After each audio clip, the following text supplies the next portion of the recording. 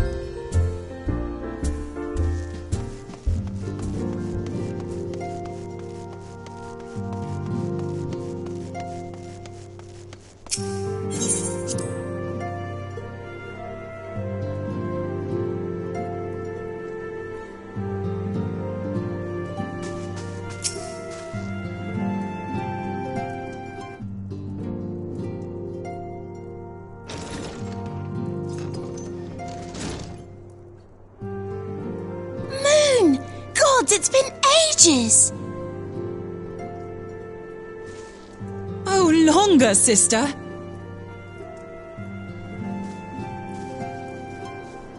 A joyous reunion indeed. Well, of course it is. Moon and I are like twin sisters. Save in appearance and aptitude.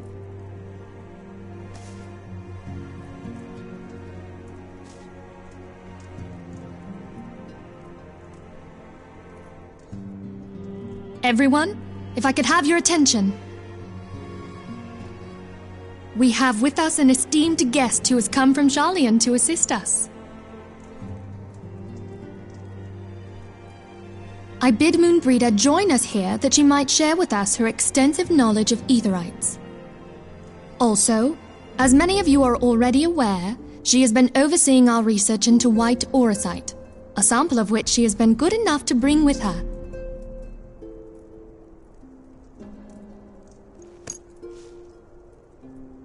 Well, I had to come, didn't I? You'd have to be bloody daft to turn your nose up at a chance like this. Where better to conduct my final tests than a land so steeped in ether you can taste it? 'Tis plain the passage of the years hath done little to dampen thy youthful spirits. And nothing at all to reform thy youthful manner.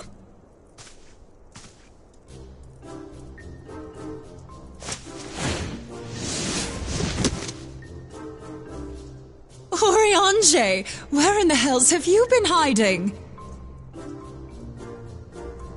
Unhand me.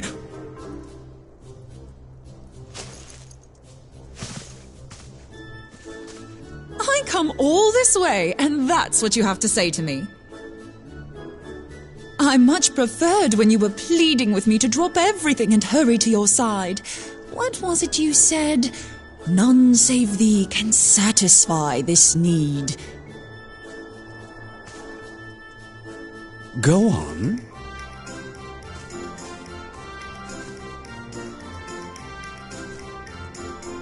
Thine artless attempts to misrepresent mine all too innocent motives do thee little credit.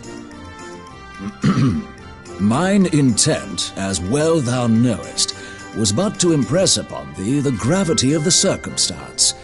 Lest thou doubt, a deiform entity shall shortly be summoned, save if thou and no other grantest my compeers thine aid. You still haven't found it, then, your missing aetherite? We have not, no. We know that Iceheart teleported to an aetherite not far from the first, Yet even after careful analysis, we could not locate the second beacon. We now suspect that the heretics destroyed the second aetherite to impede our pursuit. Our allies continue to scour Snowcloak for Iceheart's sanctuary, but we have no guarantee that they will find it. Yet it must be found, for even now Iceheart prepares to call upon Saint Shiva. I'm sorry, but if the aetherite's been destroyed, then that's that. Although, you're absolutely sure she used the first aetherite, are you? She didn't just use teleportation magics? One of our own bore witness to her escape. I can say with absolute certainty that Iceheart used the aetherite.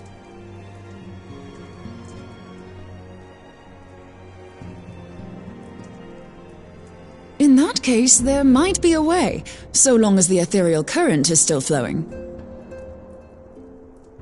Truly? How? We use the current to recreate the beacon. As you know, aetherites are a bit like lighthouses.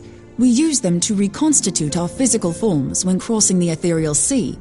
Without them, we'd lose all sense of direction and our essence would dissipate. However, we don't rely solely on these beacons. There are currents of ether which flow between them, currents which help guide us to our destination. Now, these currents will gradually dwindle away to nothing if an aetherite is destroyed. But if even a sluggish flow remains, we could theoretically use it to direct a surge of concentrated ether towards the void left by the beacon, and thereby fill it up again. Like opening the floodgates to fill a dry riverbed. Though, correct me if I'm wrong, but would we not need a veritable reservoir of ether? In concert, we might manage to channel a sufficient volume, yet that is not my chief concern. To direct the flow of so great a volume of ether with the requisite precision would be a nigh impossible task in itself. I barely succeeded in facilitating travel to an unattuned beacon. That which you describe sounds considerably more difficult.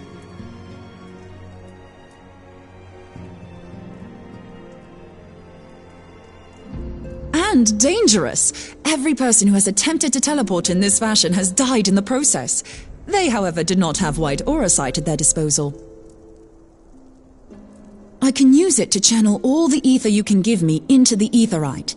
However, white aura sight cannot retain ether for an extended period of time, so we would need to infuse it immediately beforehand. Just so you know, I'd confidently give this plan better than even odds of success. And if the worst comes to worst, your people won't suffer. Though it risked the lives of our best and brightest, we have not the time to seek other options. If the ethereal current still flows, we shall carry out Moonbreeder's plan. That's the spirit. Let's roll the dice.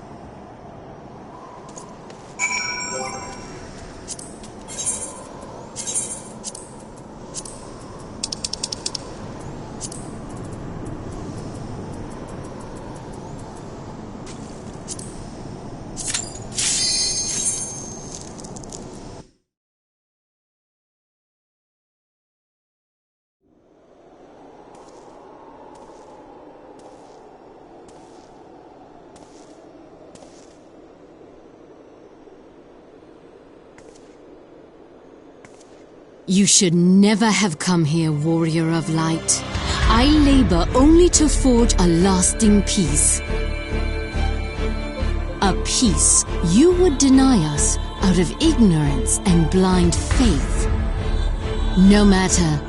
If it is our fate to be at odds, then it is mine to strike you down. We whom gods and men have forsaken shall be the instruments of our own deliverance. Partake of my flesh. Fill this vessel with your light. Walk amongst your brothers and sisters once more. Oh, Saint Shiva, still the hatred within our hearts and bless us with eternal grace.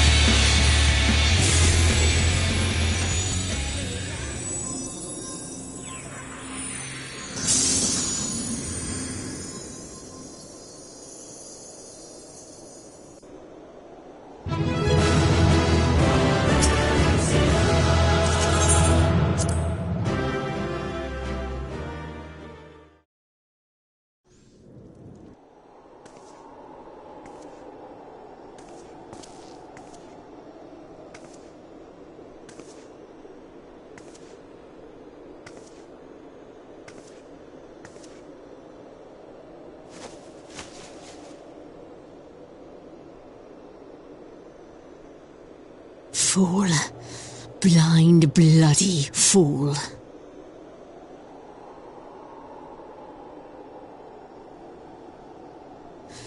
You, of all people, should understand the suffering war begets.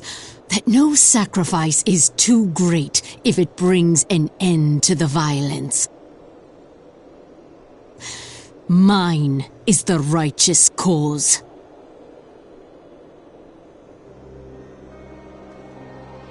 You fight in a war you do not understand. A pawn of liars and schemers. And they are no less ignorant than you, following the creed of their fathers without question, never thinking to ask why. Trapped in a delusion of their own creation, and blind to the truth.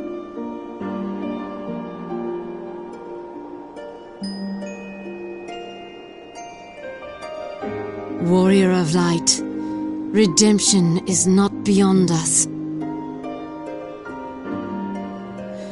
We who walk before may lead those who walk after. Seek the keeper of the lake. See with eyes unclouded.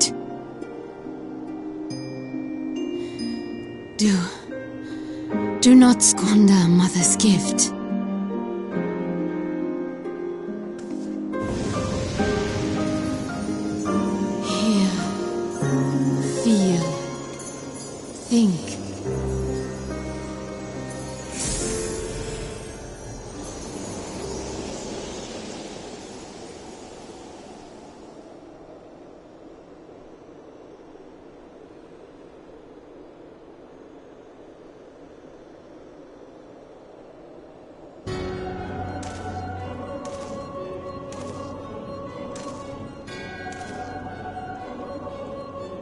And so the vessel withdraws, a predictable outcome.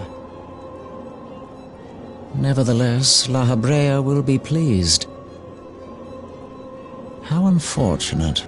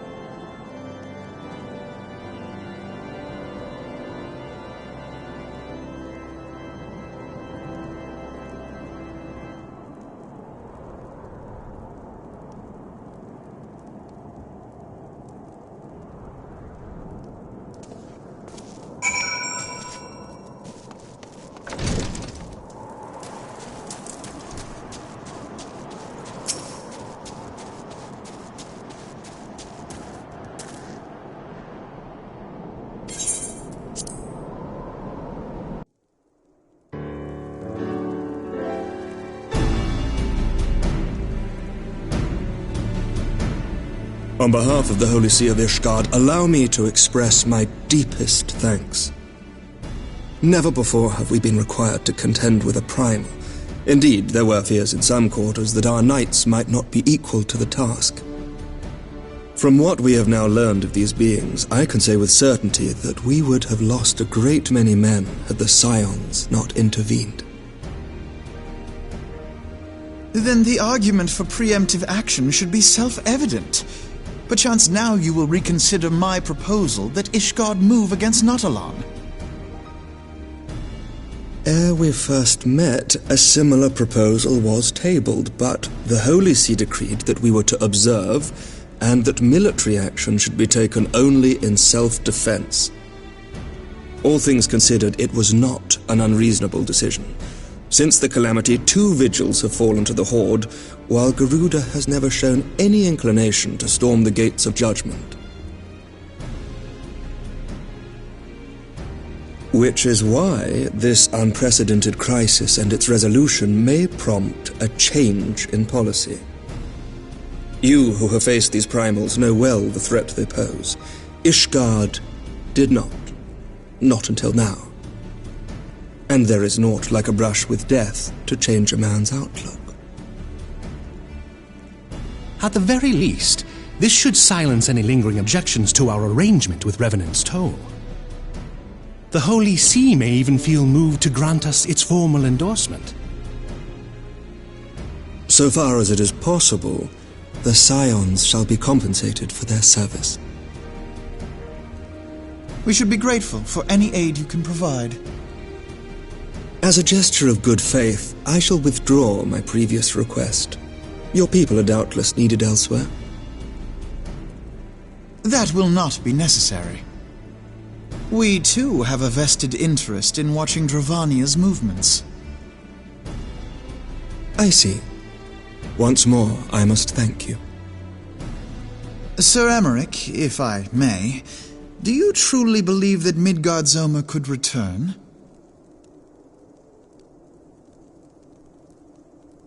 The heavens are a window unto truth, but those who interpret their movements are not infallible. I requested your involvement as a precautionary measure. But of course, you sought an excuse to compensate us from the first, mindful of what would happen if Revenant's Toll were taken by your enemies. Ishgard is not wont to aid its neighbors, but that does not preclude it from manipulating them to serve its own interests. Choose your next words carefully.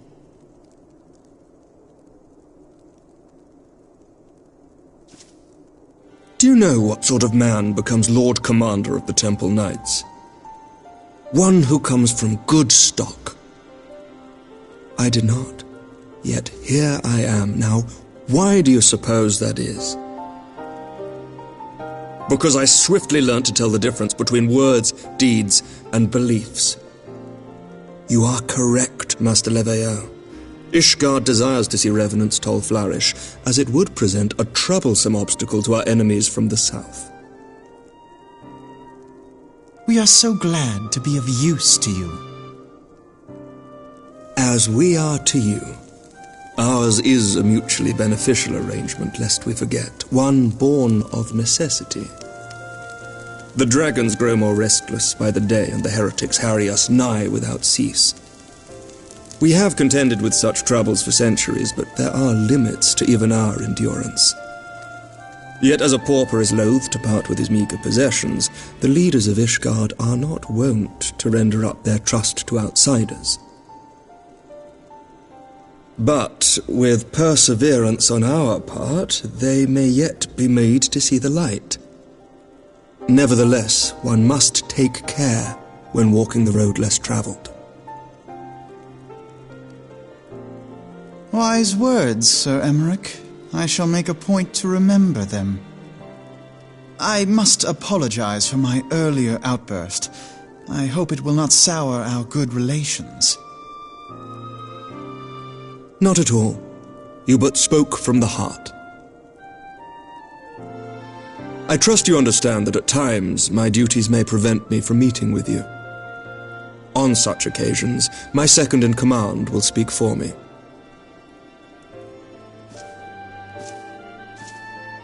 Lucia, at your service.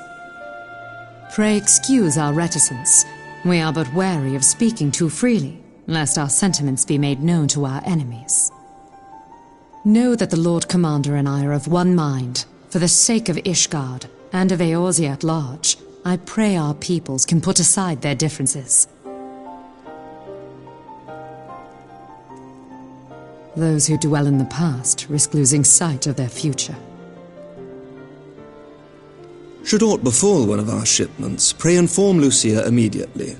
You may also relay to her any words you might have for me alone. Not being of Ishgardian birth, she owes no allegiance to any noble house, making her as near to incorruptible as one can find in my homeland. Suffice it to say, I trust her completely, and so may you.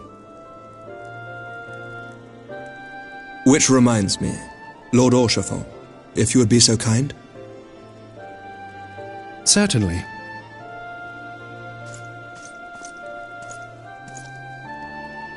In times such as these, trust is ever in short supply.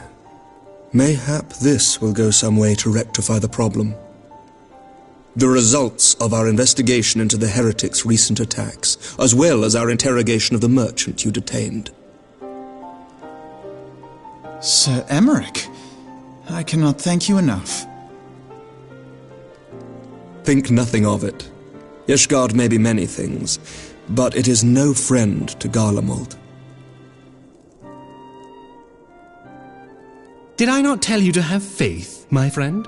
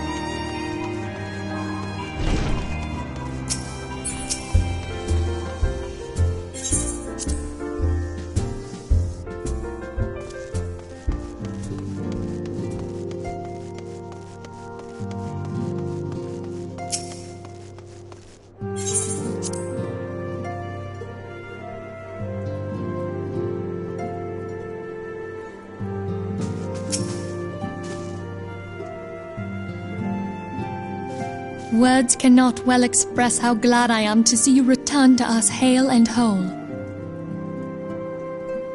Needless to say, I am most eager to hear your account of that which occurred in Kurthis, assuming you're ready to speak of it.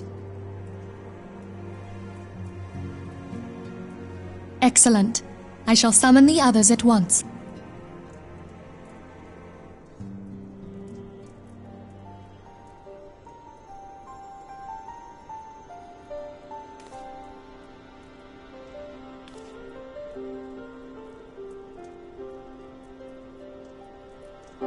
Iceheart used her own body as a vessel for a primal soul? Master Louisoir's writings make no mention of such a possibility. Can we be certain this entity was a primal? As certain as we can be that good King Mogglmog XII was a primal, I should think. Both were ostensibly summoned. Let's not quibble over definitions. Of more concern is the implication that Iceheart retained her will, even after she was possessed. We are talking about a mortal, wielding the power of a primal. It can't possibly be that easy, can it? There must be some sort of sacrifice required. Or maybe she's just special? What qualities this woman possesseth, I know not, but full sure am I that she was groomed for this role. Few are privy to the secrets of summoning, and but a single party standeth to profit from their dissemination. Well, I wouldn't presume to comment on how the lass came to know about summoning, but I will say that what she summoned was a primal. The readings were the same, or near as damn it. Strange as it all sounds, it's really no different from what you've faced before. Then mayhap it is time that we re-examined our previous encounters.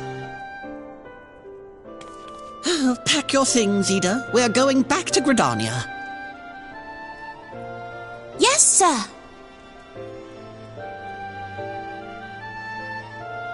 About Iceheart's final words to you. Hear, feel, think. Hydaelyn speaks to her as well. If Iceheart is blessed with the power of the Echo, she will doubtless have used it to further her goals. Or could it be that it was a revelation granted her by the Echo which first set her on this path? She did say that the Ishgardians were blind to the truth. Do you think she has knowledge of the origins of the Ishgardian-Dravanian War? It would do much to explain her unwavering conviction. Did not the Lady Iceheart implore thee to seek the Keeper of the Lake? And did she not imply that in so doing thou wouldst come to see with eyes unclouded? Midgard-Zoma was a king amongst kings who reigned for centuries on end. But he is dead and his wisdom lost to the ages. Unless the Ishgardians' fears are well-founded. It would seem we have yet another reason to stand watch over the Keeper of the Lake. For a mercy, we are well positioned to do so. Iceheart, Shiva, Ascians, and Midgard-Zoma. I shudder to think how they're all connected.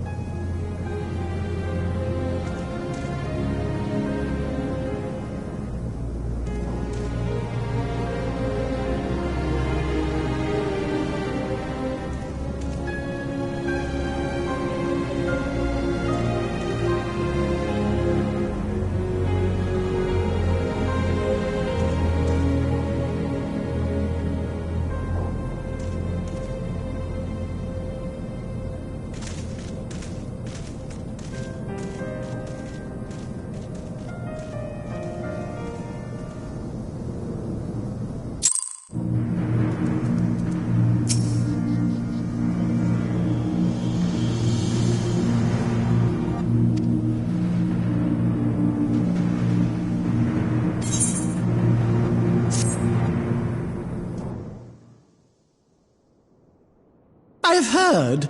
Truly bothersome business. No, I do not foresee a problem on that front. The main concern is Reborn. There is no telling what the brute might do. Have the blades watch him in the flames day and night. You may leave the Sultana to me. I shall personally attend her grace.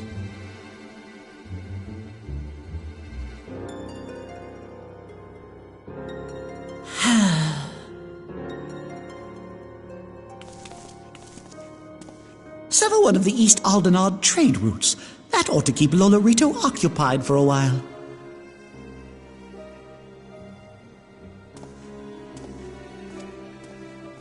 Nanamo Ulnamo. For my sake, pray be a good little Sultana to the last.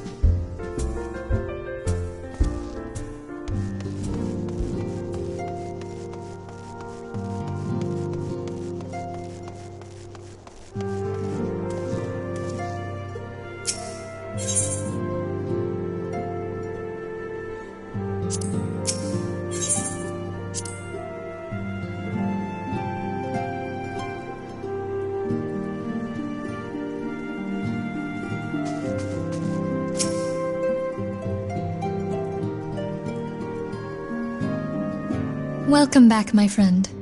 I have already received word from Alfino. To think that Flame Marshal Huayu was the Garlean agent. I know not what to say. Together with Reborn, Eline lent us much-needed aid at the time of our Order's founding. She was particularly passionate about the need to tackle the primal threat. When we discussed the subject, her eyes fairly shone with determination. Whatever else she may have been, I choose to believe that it was her true self with whom I spoke then. But now is not the time to dwell on such matters. I have an important announcement to make regarding our effort to defeat the Asians. We shall begin as soon as everyone is assembled.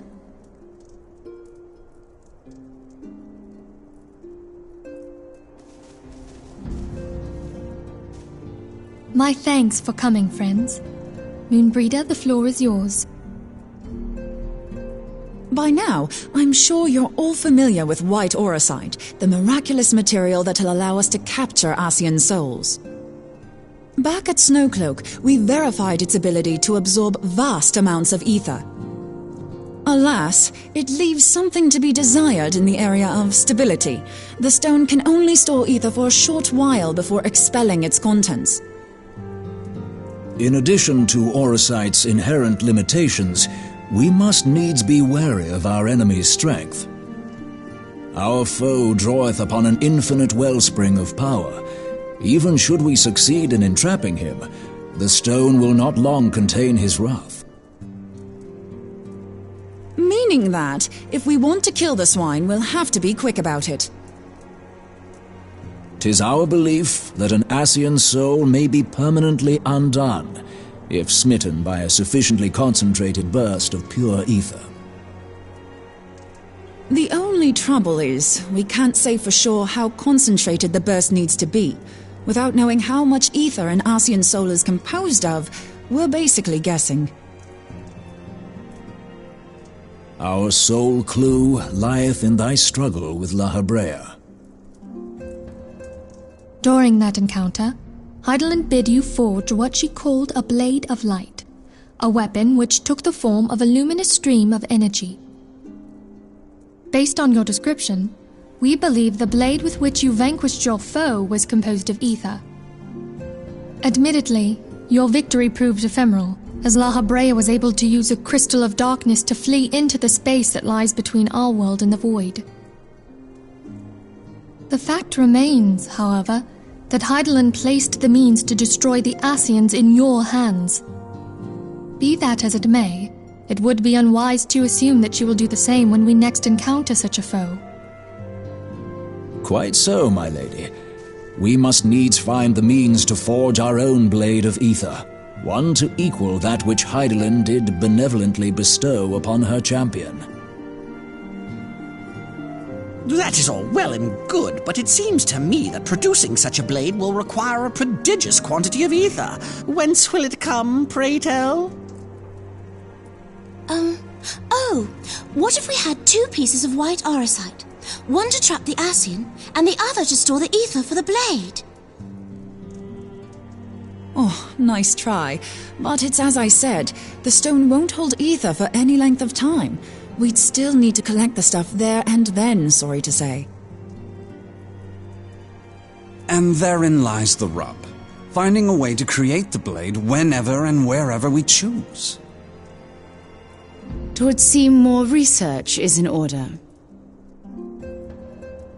I'm going to linger a while, perform a few more tests on the orosite. And I could do with some help. Urianger, why don't you lend me a hand? Mine apologies, but I am required at the Waking Sands. Lady Minfilia hath given me sole charge of the premises. 'Twould be unseemly to leave them unattended. Sole charge, you say? So you're basically alone there, then? Well, that settles it. I'll just have to come to you.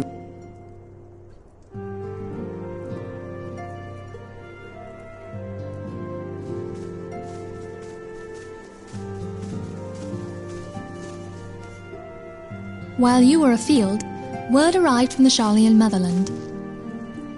You will recall that a survey party was dispatched to investigate the incident of the Isle of Val. What they discovered was troubling, to say the least. According to the report, the isle has been erased from existence. 'Twas as if a hole had been torn in the very fabric of reality. Aye, yet the mystery endeth not with the isle's disappearance. It hath come to light that a number of scholars in various other locales were reported missing at a similar juncture. What's more, they all had something in common with the head of the students of Baldessian. Every last one of them was researching a phenomenon called dimensional compression, or the rejoining as the ancient texts call it. I'll be damned if that's a coincidence. All indications suggest Ascian involvement, but I sense that a force greater still is at work. The entity the dark beings call the one true God. We must pray that my dear friend Kryl regains consciousness soon.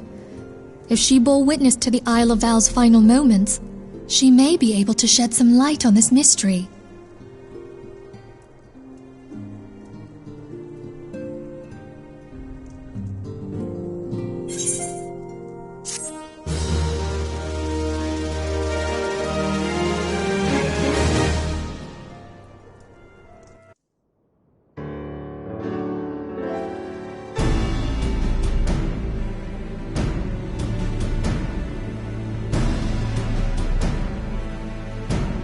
Following the calamity, the forces of the 14th Imperial Legion entrenched themselves in strategic locations across Eorzea. So swiftly did they accomplish this, it was suspected that they had received help. To think that it came from Huayu, my right hand.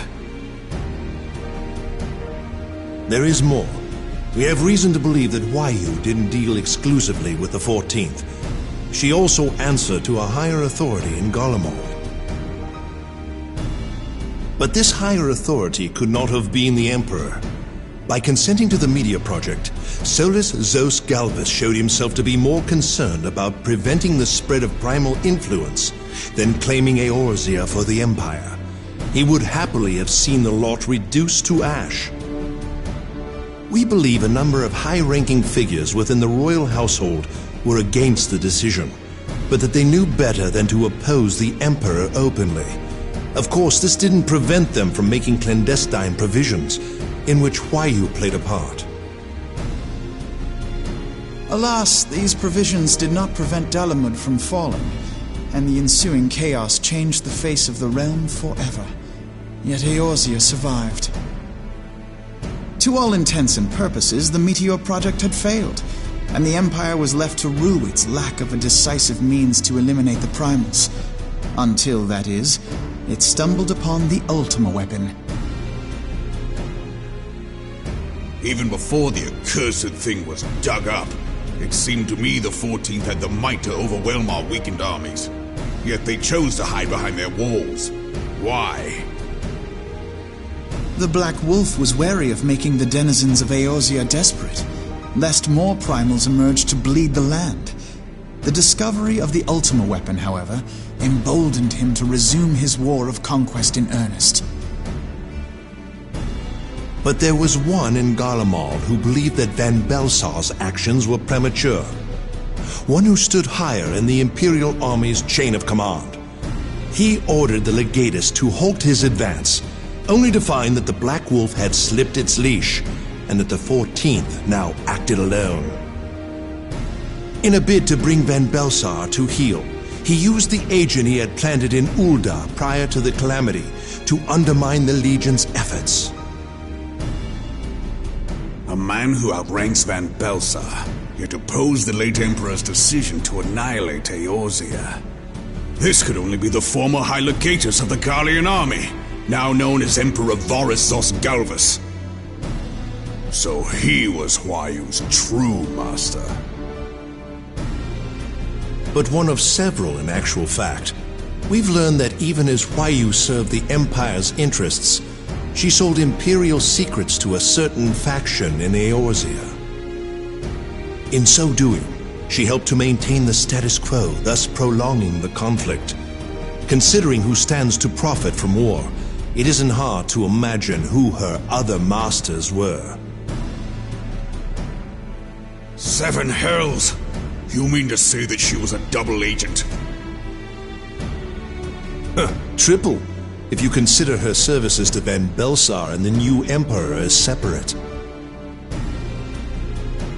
As neatly as these pieces seem to fit, one aspect of the puzzle remains unclear to me. By whose will was the Marshal feeding intelligence to the heretics? And try as I might, I fail to see how aiding their cause would profit either her Imperial or Monetarist masters. Could it be that another hand is at work here? If so, Huayu must be made to reveal whose it is.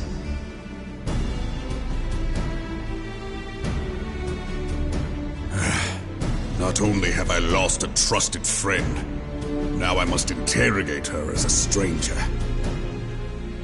Not a pleasant task, I grant you, but a necessary one. Unless we weed out the ivy, root, stalk, and stem, it will simply grow back. I know that full well. Those closest to Huayu have already been detained, and I will question them alongside her. General, pray keep in mind that there may be unwitting abettors among them. All will be treated fairly. On that you have my word. Those who are innocent have no cause to fear. You have ever been a friend of truth, General. I hope the unpleasant task of weeding out falsehood will not detain you too long. Though it be for the sake of Eorzea, doubting one's comrades is poison to the soul. And with that, I take my leave.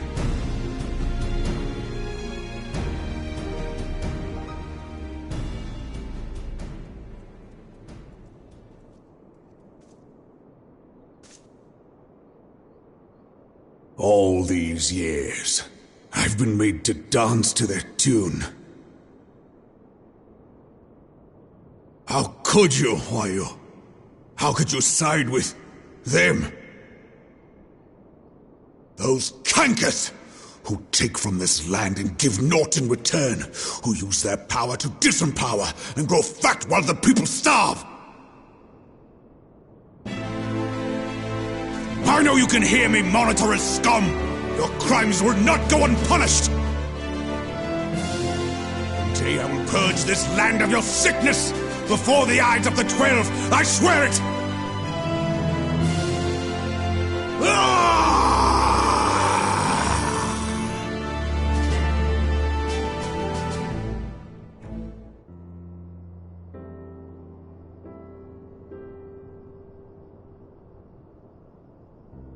I shall have no further need of you this day. Your Grace.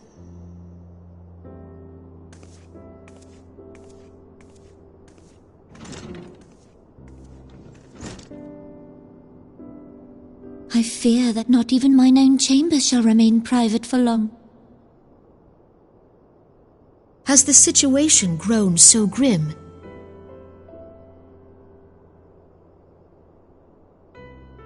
Ever since he proposed the Cartiner Reclamation Bill, Teleji Adeleji has risen to greater prominence upon the backs of impoverished refugees.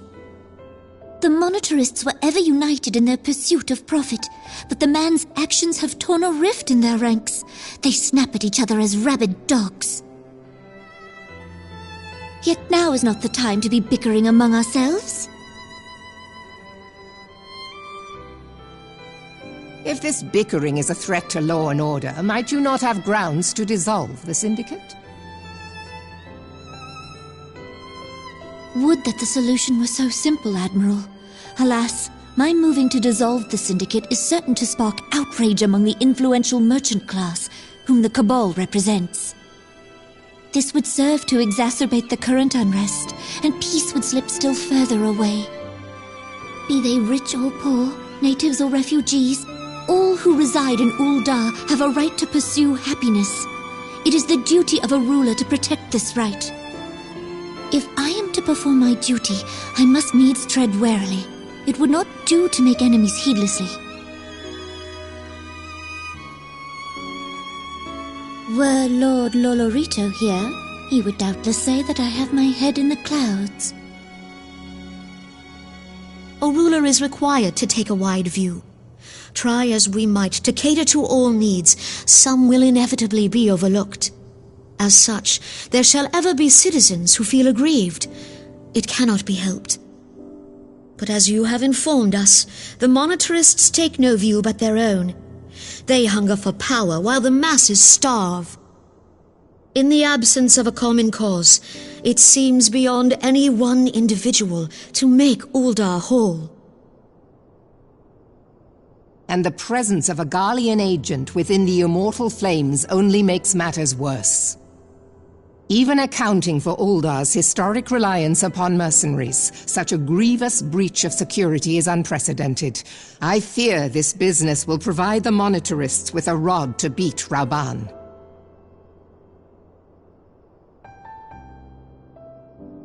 Eorzea can ill afford for the Immortal Flames to be dampened now. Ere long, the Garleans will turn their ravenous gaze toward our lands once more. If we are to resist their might, our nations must stand together. Yet for this to happen, our nations must be whole. Cannot be done to improve the situation in Ul'dah.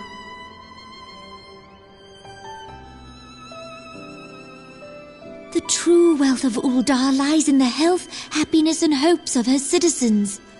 Alas, the citizens shall never know these things, so long as their lives are ruled by the ambitions of the few.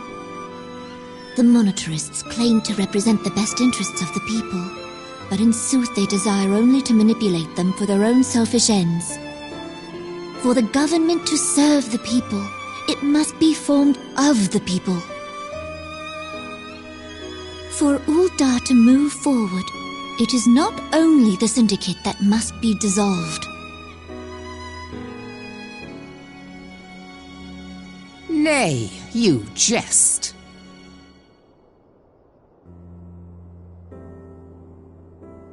My friends, it was for no other reason than to make known to you mine intent that I requested your presence here. When I make my declaration to the people, chaos shall inevitably ensue. As the last monarch in the line of Ul, I make unto you this request. Help Reborn to preserve order and protect the people. Forsake them, and you forsake yourselves, for a strong Eorzea will ever have need of a strong Ul'dah.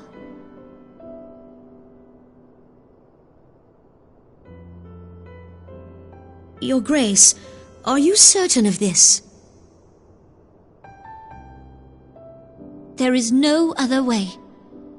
When the time is ripe, the nation shall become a true republic. Both royalists and monetarists shall cease to be.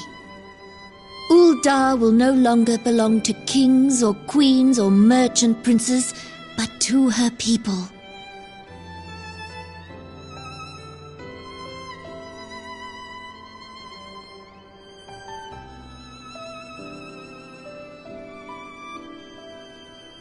Reborn, forgive me for casting aside all that you have toiled for in my name. Beyond this gesture, I am powerless to help my subjects.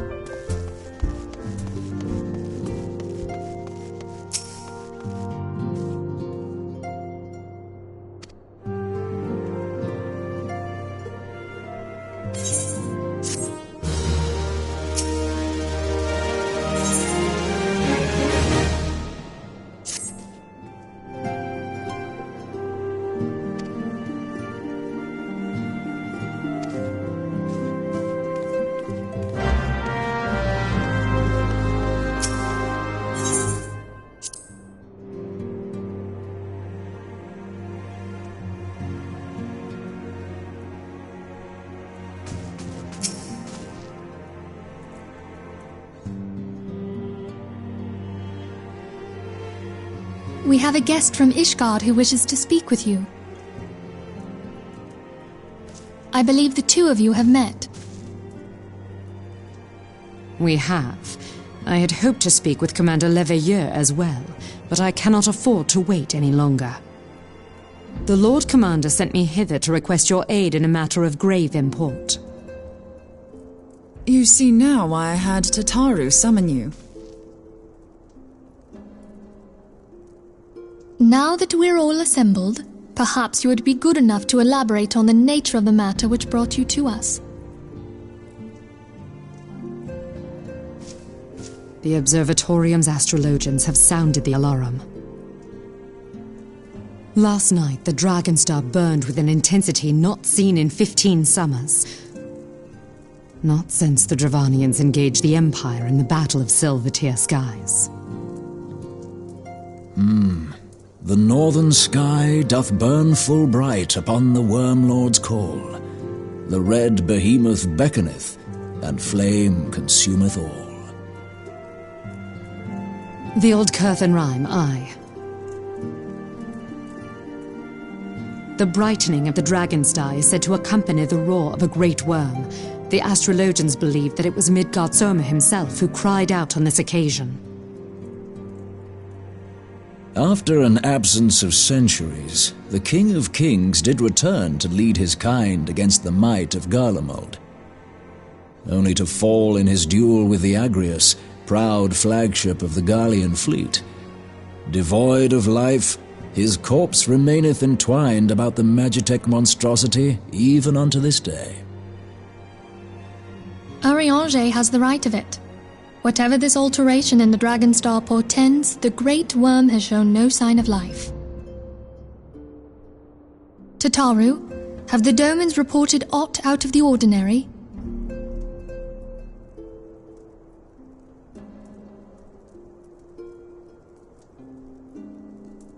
Correct me if I'm wrong, but if Midgard Zorma had roared, wouldn't we have heard it here in Revenant's Toll? Roar is but a figure of speech. Dravanians can communicate in ways beyond our ken. It is for this very reason that we are forced to look for signs in the heavens. We cannot say with any confidence that a great worm roared at all, much less that it was Midgard Sorma. Only by directly examining the Keeper of the Lake can we be certain. However, it will take too long to gain the Holy See's approval to dispatch the Temple Knights. Therefore, Sir Emric would entrust this task to you. Do you accept?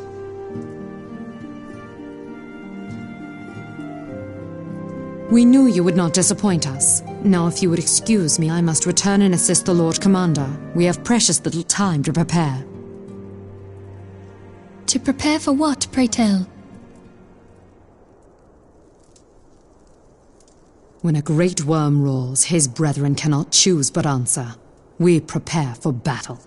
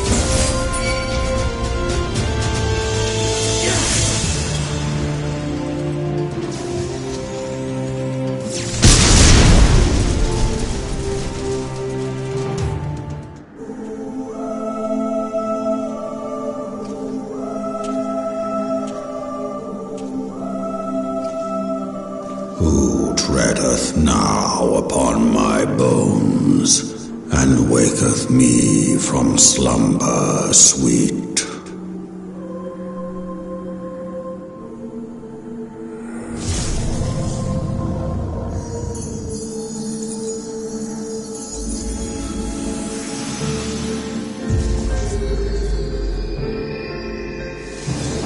Thou hast forgotten the face of thy Lord.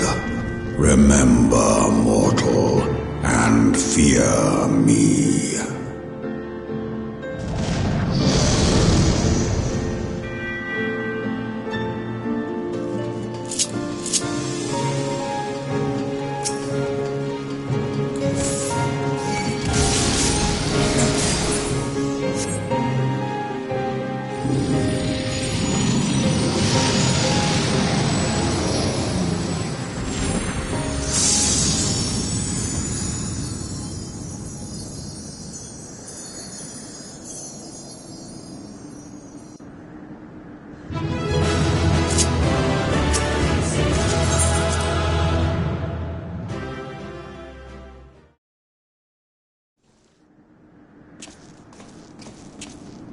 By her gifts hast thou earned a moment's reprieve.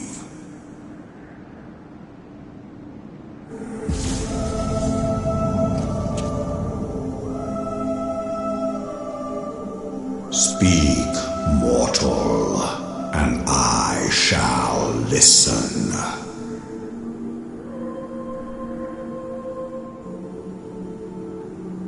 Guided by a star.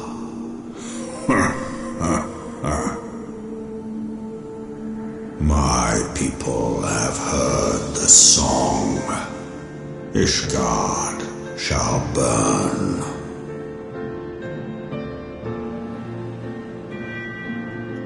Sons must answer for their father's misdeeds. We do not forget. We do not forgive.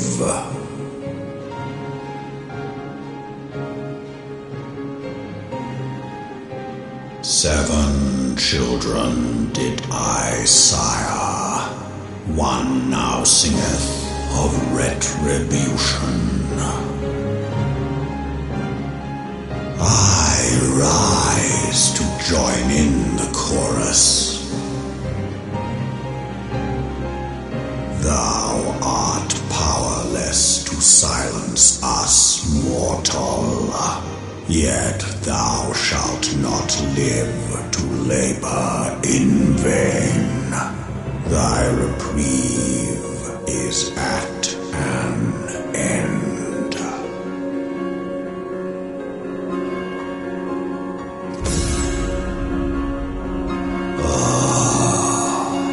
Trickery is thy shield.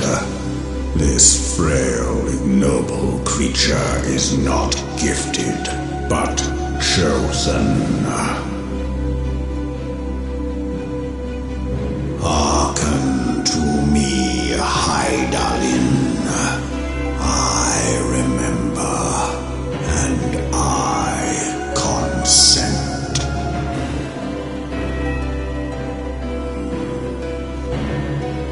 Fear not, mortal. I shall not harm thee.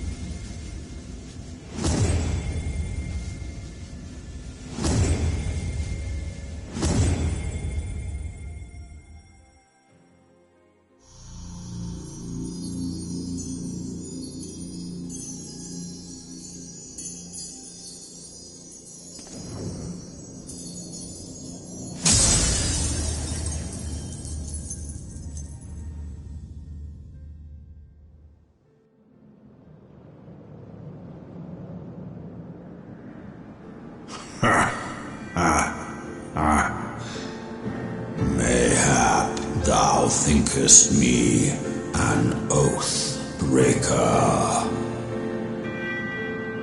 Thou art mistaken.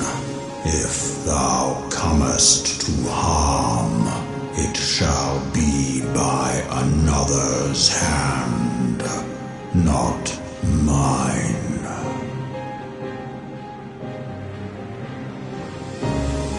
I did but strip thee of thy mistress's feeble blessing. Thou didst profit much by her grace, but no more.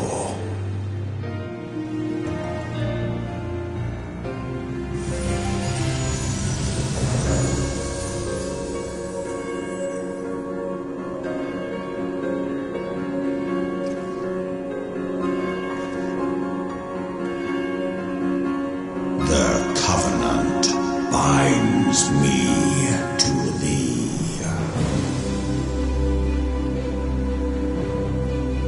I shall watch, listen, and wait.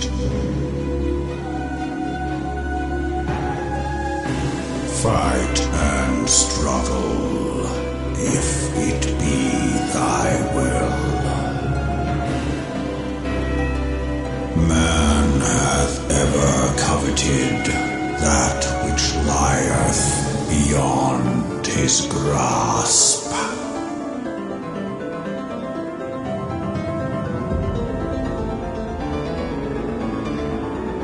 I drink of her body, and thence doth mine own find new life.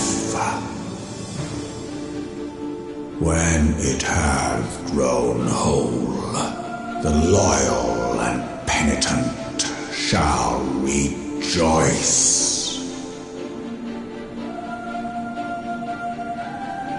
The dragon song heraldeth our beginning and an end.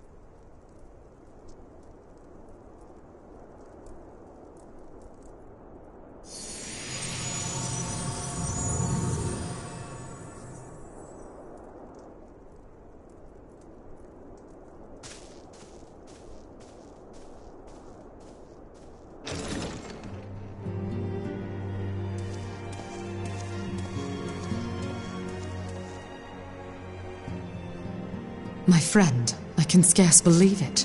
You confronted the Worm Lord and lived to tell the tale.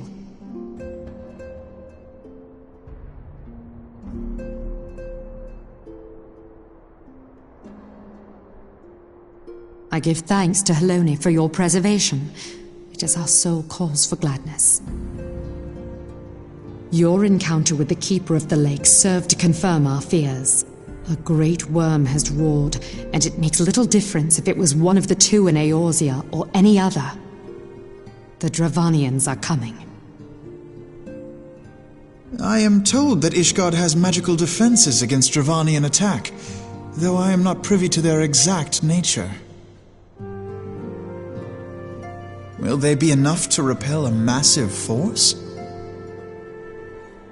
Ishgard has weathered countless assaults over centuries. This will be no different. And now that you have confirmed the threat, none can ignore the Lord Commander's calls for the wards to be strengthened. I dare not presume to speak for him, but I expect the Lord Commander would sing your praises. I must away, but we shall meet again soon.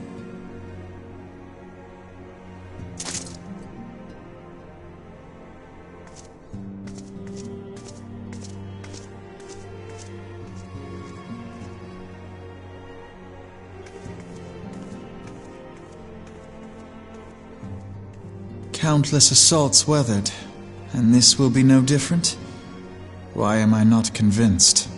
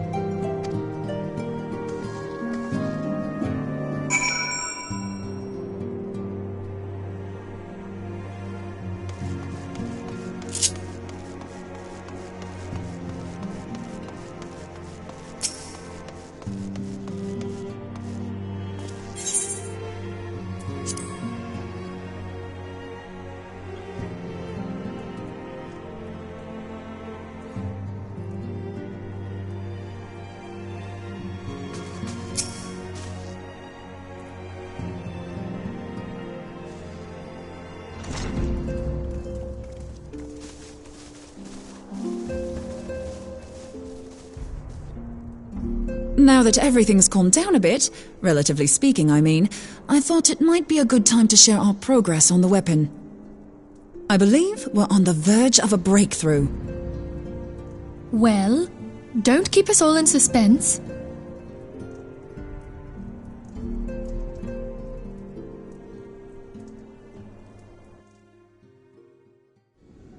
Just in case anyone's forgotten, let's start by reviewing what we already know. So, an Ascian is an immortal because its soul doesn't return to the ethereal realm when its host is defeated.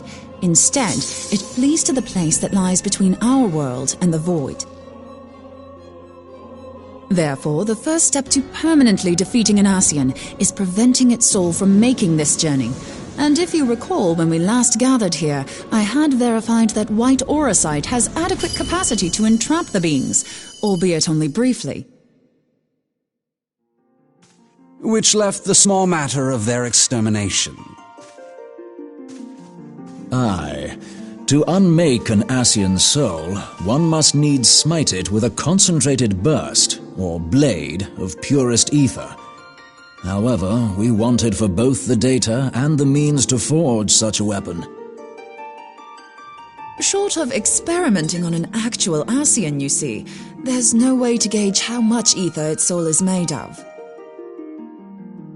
As such, we don't know what etheric density our blade needs to have in order for it to work. So we'll just have to make the densest blade we can and hope for the best. Though that would require a lot of ether. Hang on a minute! Why didn't we think of this before? White aurosite can hold an absolute heap of ether, can't it? Please tell me you're joking. God's sakes, Ida. I feel as though I'm reliving the same scene over and over with you. How many times do you need to be told that white aurosite cannot store ether for long periods? Being intangible matter, ether is given to dispersion. Only in its crystallized form is it a stable source of energy. I will test you later on this, so see to it you do not forget. Right, yes. It's all coming back to me. So our hopes rest on good old crystals again, do they? While they are certainly reliable, they leave something to be desired in the area of portability. Indeed. I am reminded of the quantity of corrupted crystals required to thwart Leviathan, and the extraordinary lengths to which the Lamentsons went to transport them. What if it should prove that a similar quantity was needed to destroy an Ascian's soul? Or still more? I do not envy the poor sod who has to lug all of that around, on the off chance that an Ascian appears. That's the very problem we set out to solve, and I reckon we've found the answer. If it isn't practical to lug around the ether we need, we'll just have to draw upon another source. And the only viable source is the land. If you mean to tap the Great River of Ether, know that it will entail considerable risk. Meddling with the currents may well induce a surge like to the one which despoiled Mordona. Give me a bit more credit, will you? Why would we need to tap the river when there are veritable reservoirs jutting out all over the land? Aye, I speak of corrupted crystals. It might be that their aspect is out of balance, but a crystal's a crystal. It contains ether, and we can help ourselves to it. While corrupted crystals are indeed abundant, there is no guarantee that they will be in close proximity at a crucial moment. But what if we don't need them to be? What if we could tap their power from afar? A malm away, say? If we could do that, we'd have ready access to ether aplenty in almost every corner of Eorzea.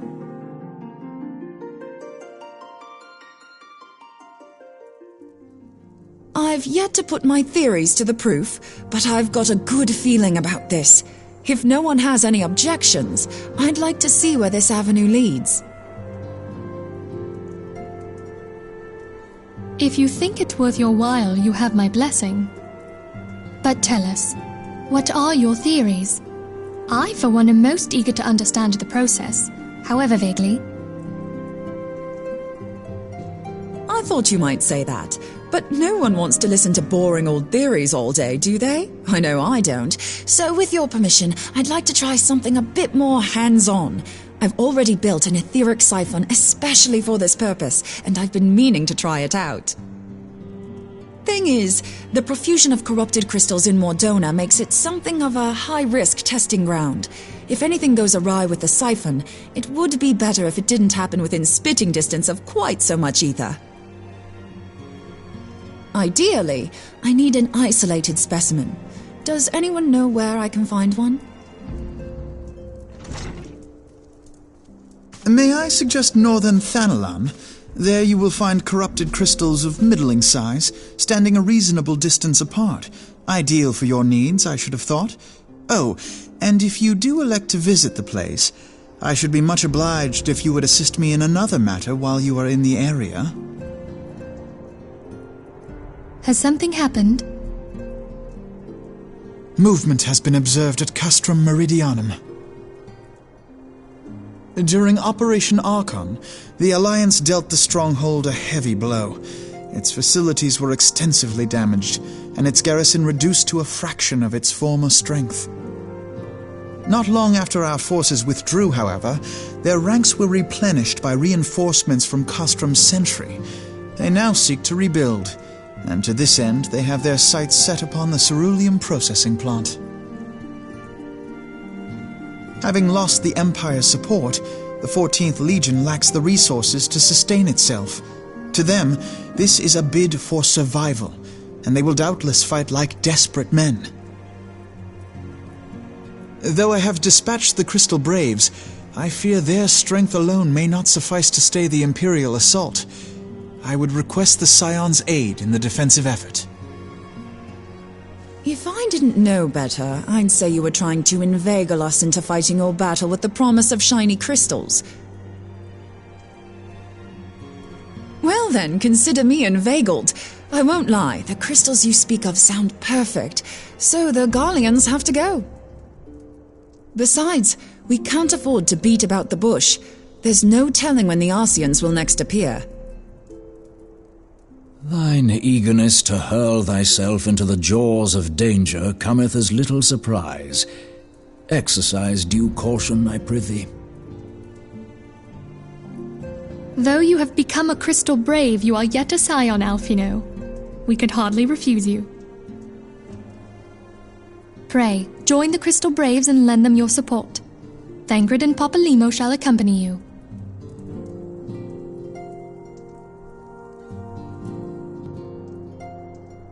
Ida and Y'shtola, in the meantime I would have you assist Moonbreeder. Scout out the crystal clusters, that the testing may commence as soon as the Garlean threat has been eliminated.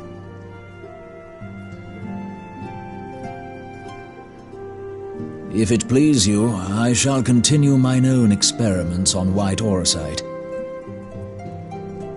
Thank you, Arianger. Everyone, pray see to your preparations and depart as soon as you are able. Go well, and be safe.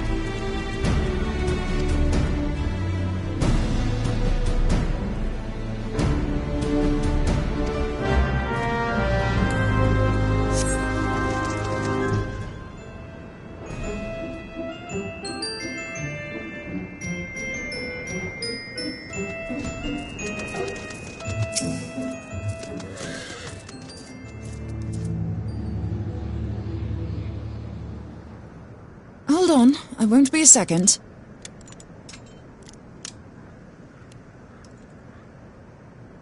The beast seemed peckish, so I gave it a taste of my axe. I know, as Urianger never tires of reminding me. An axe ill becometh the hand of a scholar. What can I say? I like axes. To hear my mother tell it, I came into this world holding one. And it's not as if it stopped me picking up a quill, is it? I often think of the man who introduced me to the joys of learning. He's one of the reasons I decided to come to Eorzea. Him and my excruciatingly stiff childhood friend. Considering how unalike we are, it's a wonder we ever got on. The world's a strange old place, isn't it? Aye, that ought to do it.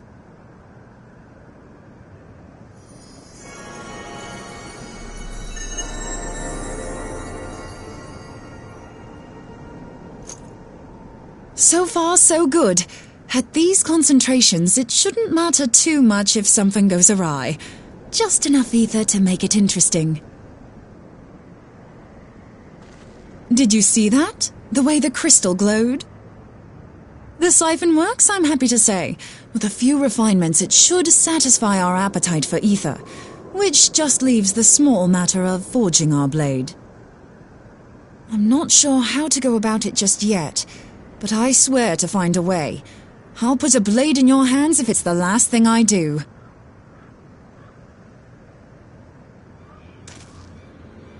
He senses me. A useful talent.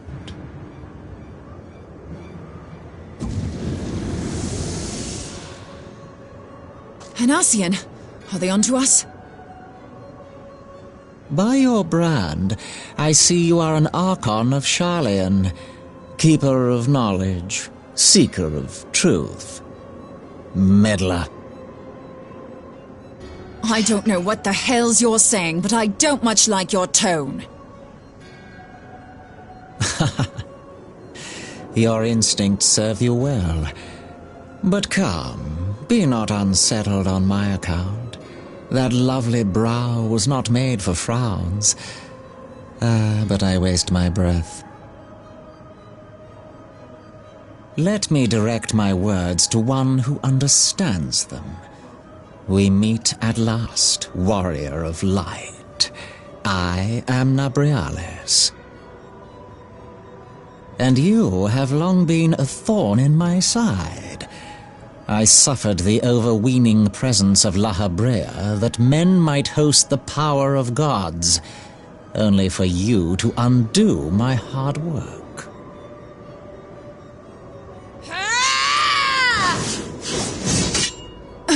bugger. Do settle down. You must concede that I acted in self-defense. But what's this? I do not sense the blessing of light. Oh, dear. Could it be that frail Heidelin has forgotten her champion? This I did not foresee. Shorn of light as you are no longer a threat. And better yet, the seal is broken. Now is the time to claim the staff. With it in my grasp, I shall rise above them all and take my place at Lord Zodiac's right hand.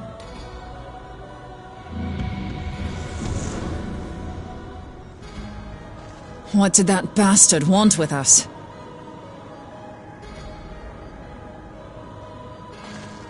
Nobrialis, he calls himself. With charm like that, I'll bet he has maidens falling at his feet, unconscious. But this staff, you say just talking about it had the bastard grinning like a brat on his name day. Must be quite a staff. Oh, gods! He means Tupsimati, Master Louis Soir's staff! Minfilia's in danger! We have to get back to the Rising Stones!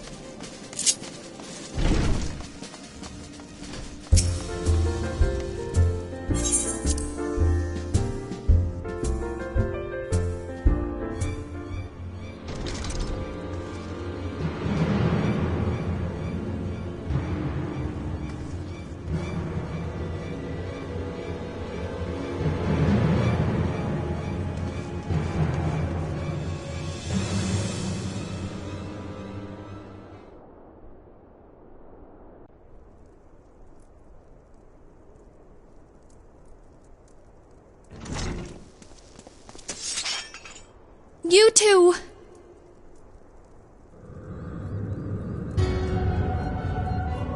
So, you were able to divine my intent. What now, warrior of light? But that name is no longer fitting. You have become decidedly dull, and quite incapable of barring my entry. What do you mean? You truly do not know? Then I suppose it is only right that I enlighten you. The blessing of light kept you and your fellow meddlers safe. It was that which prevented my kind from entering your domain. My kind, I say, though it had no power over the likes of Elidibus and La Habrea. Being of this world, they could come and go as they please, while I could only look on. But I need look no longer. Now that the seal is gone, I mean to act. Unlike the others, I am not given to waiting. I shall take that staff and bring about the next rejoining. Rejoining? Then it was your doing. The Isle of Val, the scholars, all of it.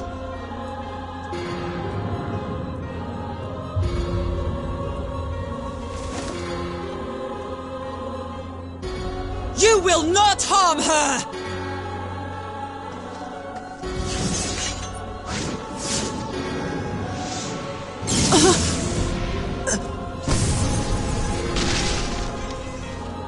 Moonbreeder! Why must you insist on forcing my hand? Did you learn nothing from our last meeting? But I forget. my words fall upon deaf ears.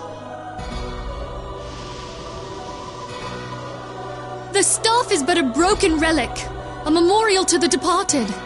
What possible use could you have for it?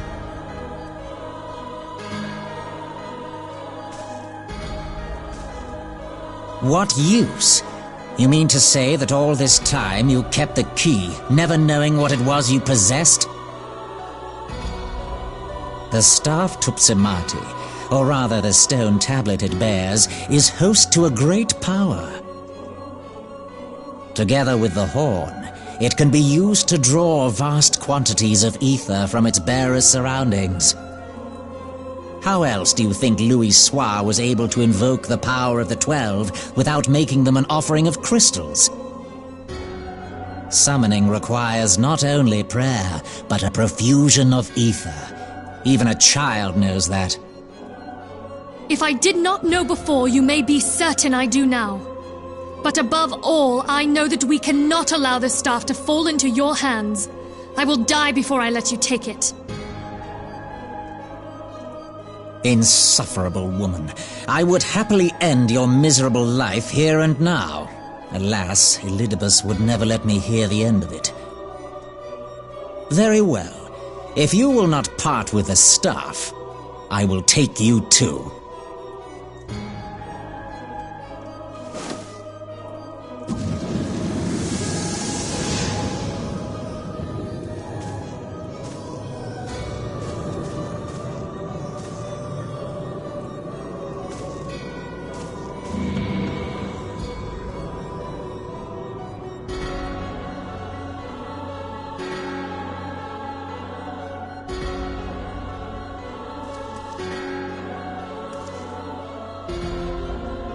After them! Quickly! Before the rift closes!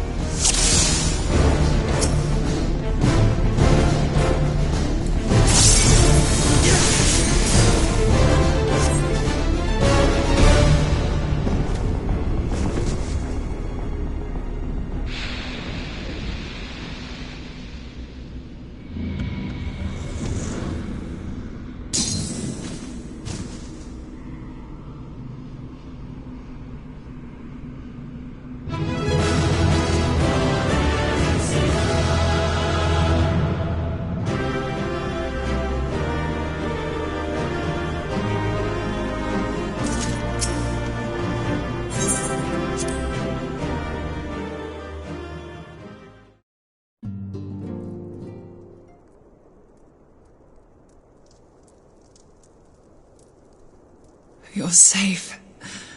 Thank the 12.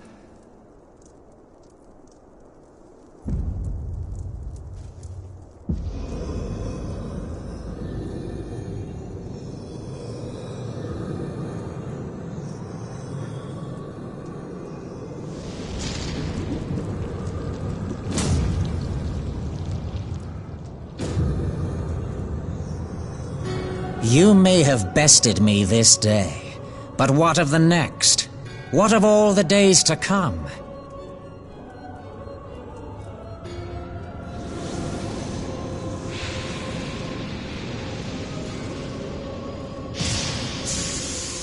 Remember, light no longer holds sway here. I may return whensoever I wish, again and again and again. Eventually, you will falter, and the staff will be mine. Until next time, scions.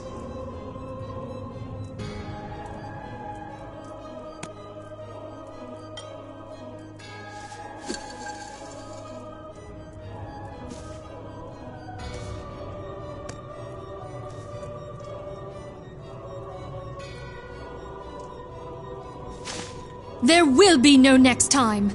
This is the end.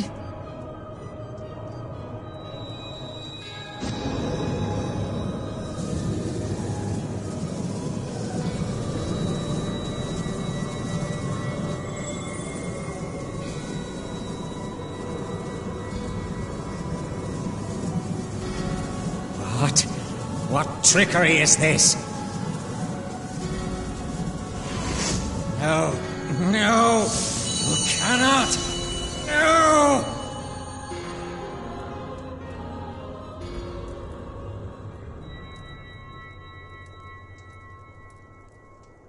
Use Tube Samati to gather ether. Quickly, before he breaks free!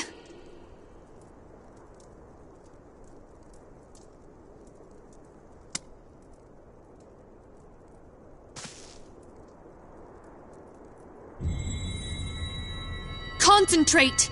Call to mind the time you struck down La Habrea with the Blade of Light.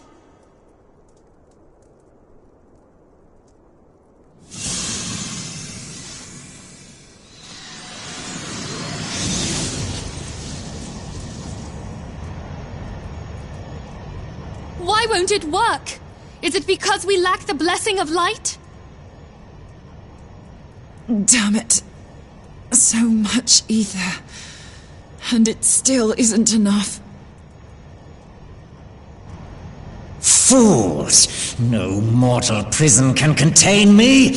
I shall make you pay for your insolence!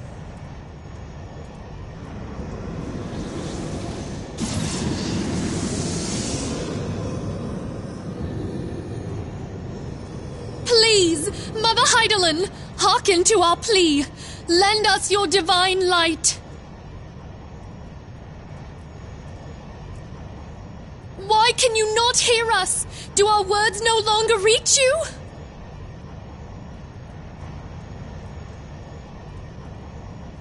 If only we had a bit more ether.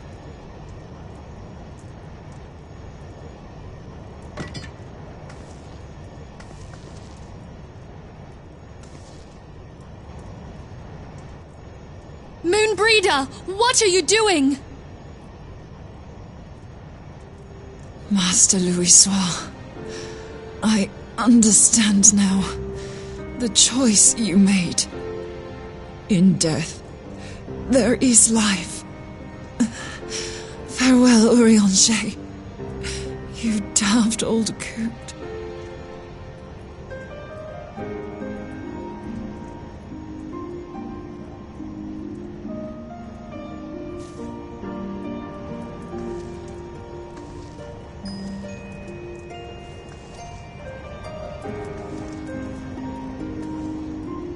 Moonbreeder, no! You mustn't!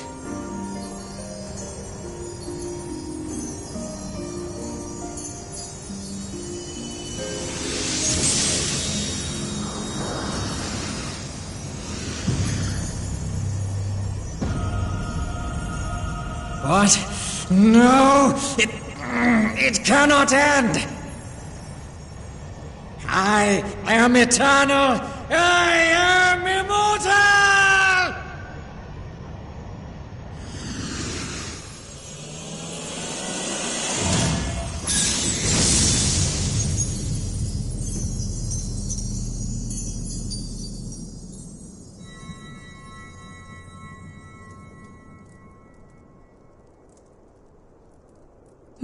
Moonbreeder.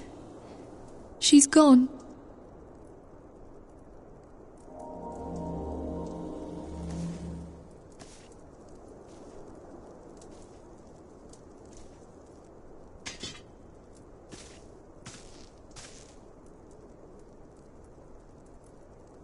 You did it, my friend. The Ascian is dead.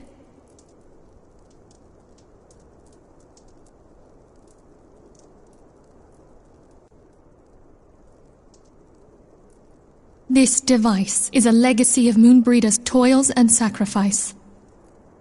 I shall hold on to it for safekeeping. Minfilia, are you all right? I am. Oh, we were surveying northern Thanalan when we received the distress call. We returned as swiftly as we were able. It seems you have everything in hand, however. What happened here? Where is Moonbreeder?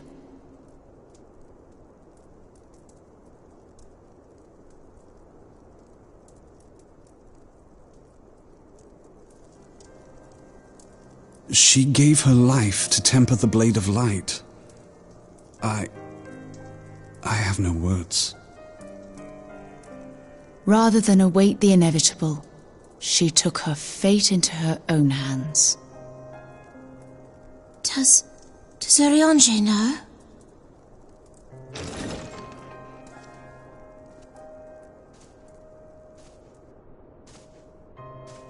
My friend, there is something I must tell you. I heard all, my lady. The moon sinketh, taking her leave of the heavens, yet her passing heraldeth the coming of a new day.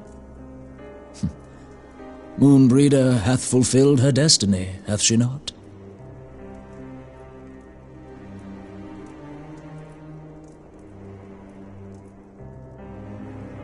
Long ago, far across the seas in the Sharlayan motherland, Moonbreeder and I did study under the sage tutelage of Master Louisoix. Full oft did he impress upon us that knowledge existeth to serve the greater good. This sentiment, however, was contrary to the nation's policy of neutrality, which censured intercedence in the affairs of foreign lands. In spite of vehement opposition, he founded the Circle of Knowing, and journeyed hither to the heart of Eorzea. Through his noble sacrifice was the realm spared its doom. Yet this great soul, whom all should rightly have honored, was branded a pariah in his own land. His peers did accuse him of forsaking his duty as a man of learning, and of meddling in the course of history. When he left Sharlayan behind, Master Louisoix gave no word to signal his intent to Moonbreeder. Close as they were, as master and disciple, she was deeply wounded by the sudden exclusion from his confidence. Above all, however, she was confused. Try as she might, she could ill comprehend her master's motive. The slanders that were heaped upon him after his passing served only to inflame the turmoil within her. For years upon end, she knew not what to believe. Torn as she was twixt the man whom she revered and the man who forsook her and his duty both. The Louisoix I knew would never forsake his duty, much less one of his own. This I know full well, my lady. 'Twas not for want of love that Master Louisoix hid his intent. He but desired that Moonbreeder discover her own path, free of the shadow of his influence. Long did I contemplate revealing the truth to her, and long did I hold my peace. After all, was it not Master Louisoix's wish that she come to the truth unaided? I told myself it was and resolved to let her suffer. Knowingly did I deny my friend the comfort she craved. And now she hath gone to her rest, with doubt still in her heart.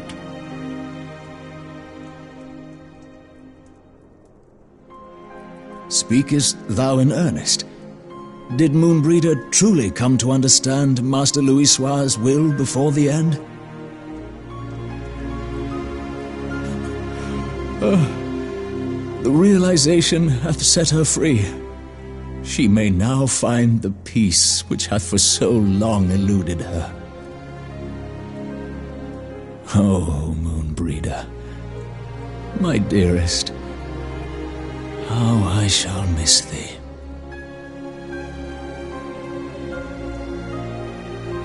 Moonbreeder gave her life that we might possess the means to defeat the Ascians. Her sacrifice must not be in vain. Let us continue her work on the Blade of Ether and see it to completion. My lady, I would mourn Moonbreeder in mine own way. I beg your permission to return to the Waking Sands. Of course, my friend. Take all the time you require. We shall be here should you have need of us.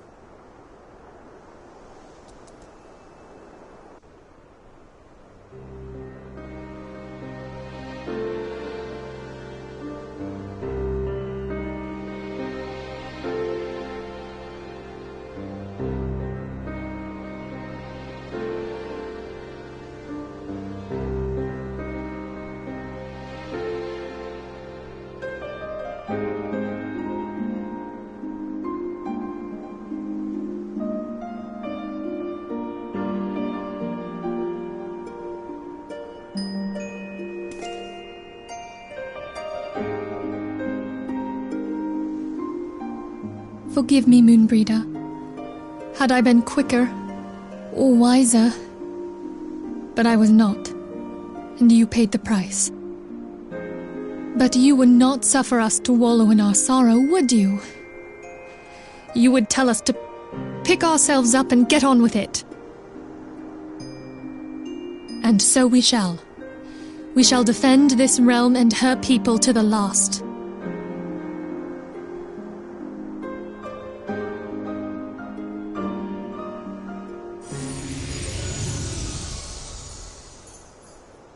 Life for death, a fair exchange.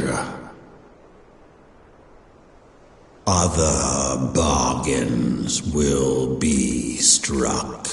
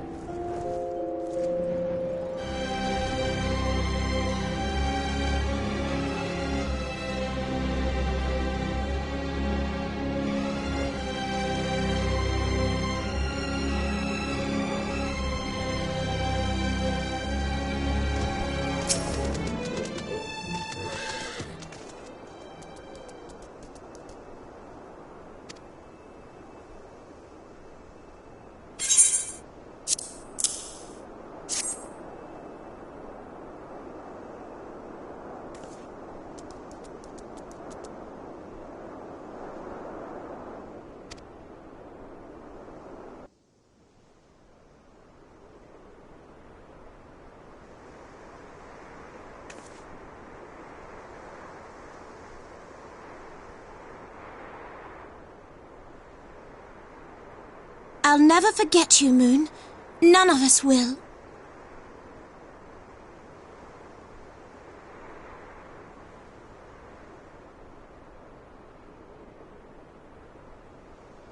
The song riseth to a crescendo.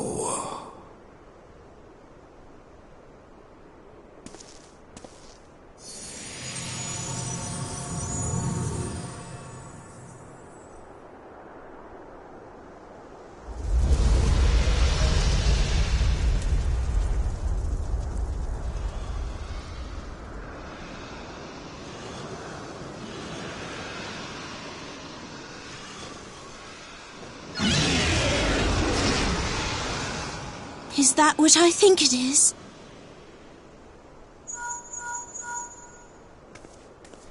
Hello, can you hear me? We have received grave tidings from Ishgard. Pray return to the Rising Stones at once.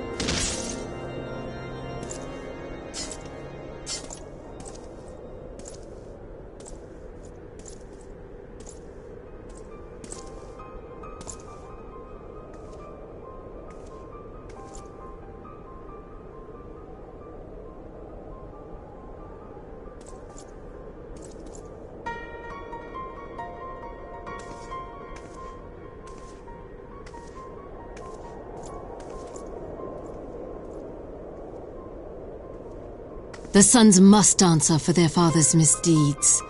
Only then will the cycle be broken.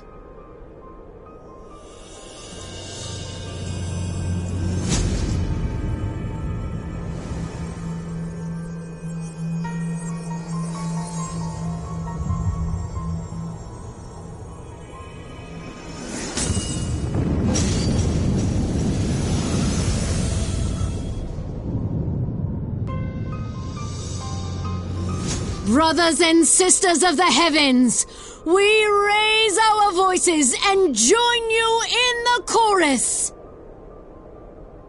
The sinner's feeble magics are undone. Come, claim your retribution.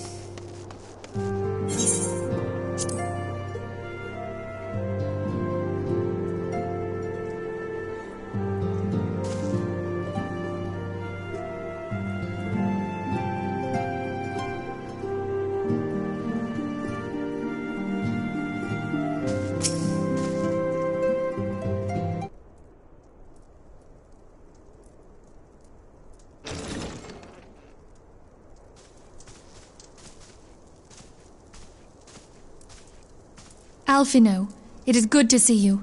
Tell me, what have you learned? Pray summon the others. Everyone must hear my report.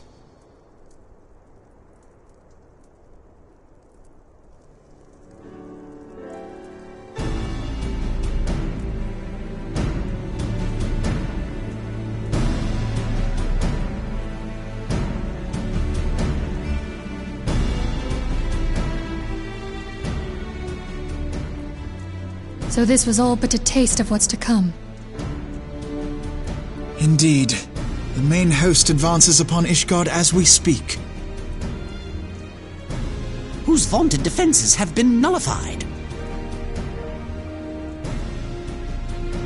Shorn of its wards, the city will bear the full force of Nidhogg's fury. All those people.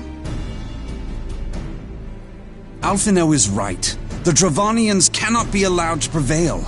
If Ishgard falls, all of Eorzea will suffer the consequences. Then you agree that we have no choice but to intervene. For the good of the realm, the Scions of the Seventh Dawn and the Crystal Braves must join the defense of Ishgard. Let there be no ambiguity about what has been proposed. We would be directly intervening in the war. But if all here believe the cause to be just, then to war we shall go.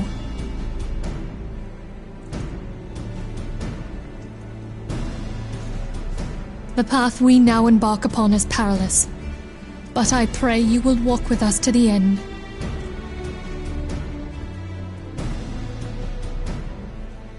For those we have lost, for those we can yet save.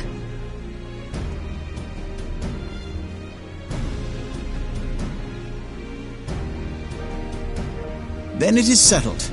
I shall inform the Council of our intentions and request that they contribute their own forces to the defense of Ishgard.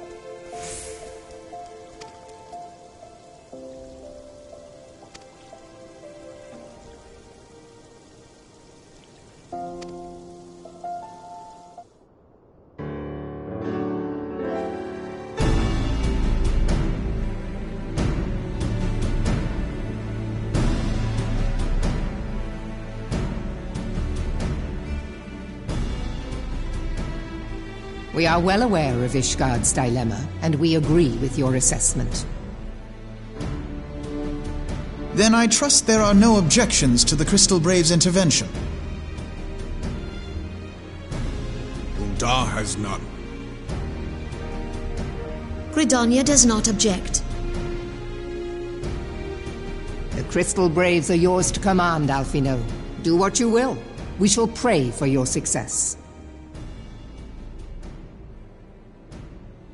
It was my hope that you would offer more substantial aid than prayer.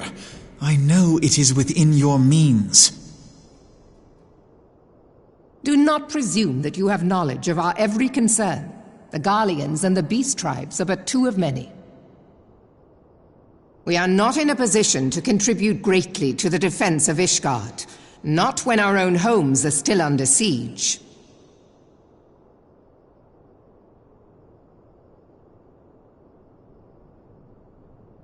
We dare not leave our interests in Cartano undefended as well. Telegi Adalegi and his ilk would seize control of the territories in our absence.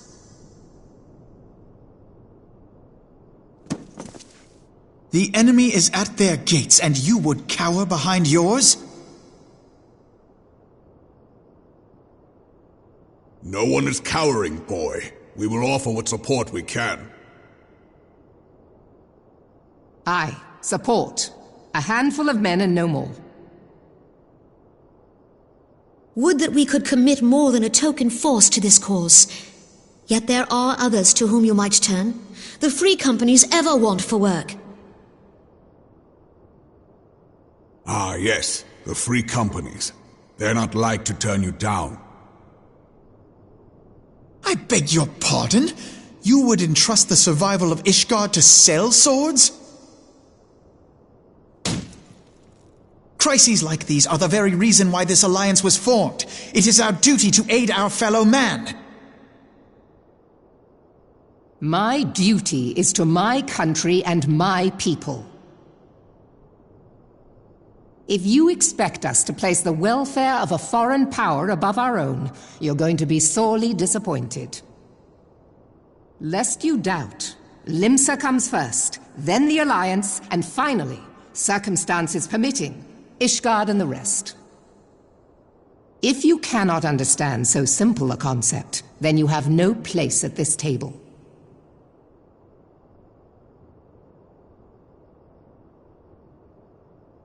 Forgive me, Admiral. I was careless in my choice of words.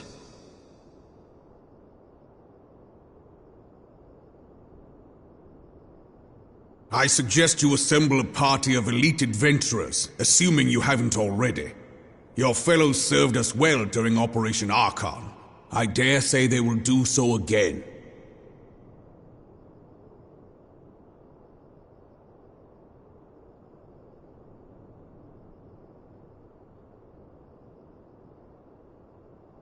If I may, Your Grace, I wish to propose a redistribution of forces.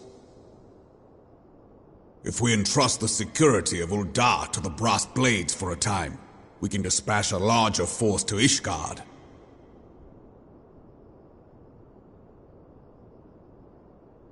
Your Grace?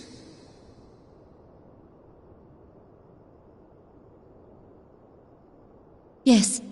Yes, of course. Do what you will.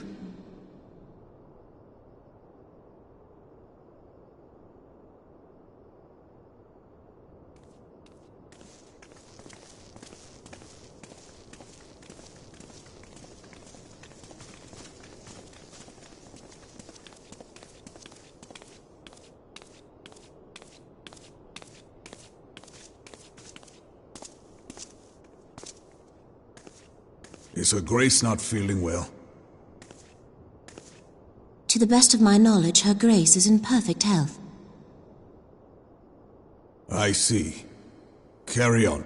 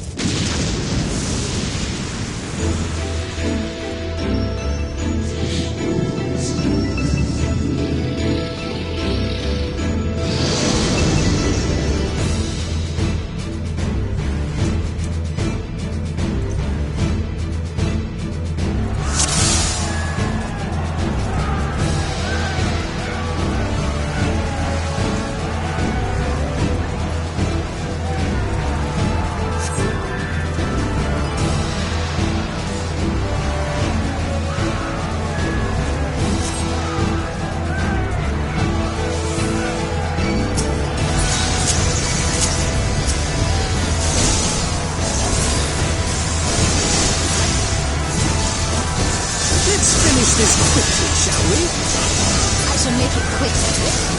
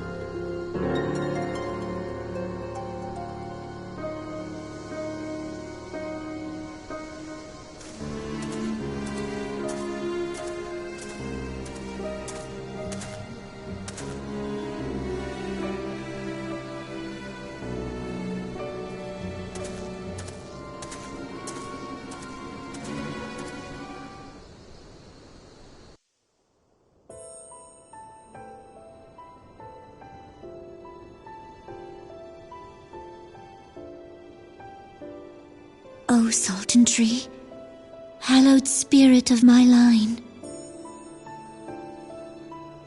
Through my weakness, the glorious house of Ul has all but disappeared beneath the sands. For want of the strength to raise it up again, it were better that it fall. Forgive me, but I know not what else to do.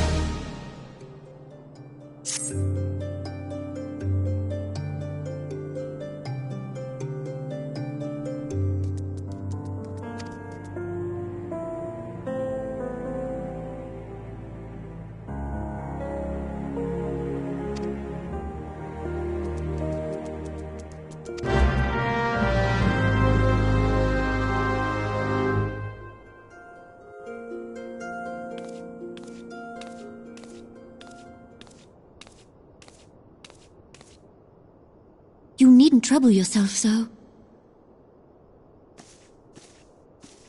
Your Grace is most kind, but it is no trouble to me, rather an honor. If your Grace is ready, I shall summon the Warrior of Light. I am.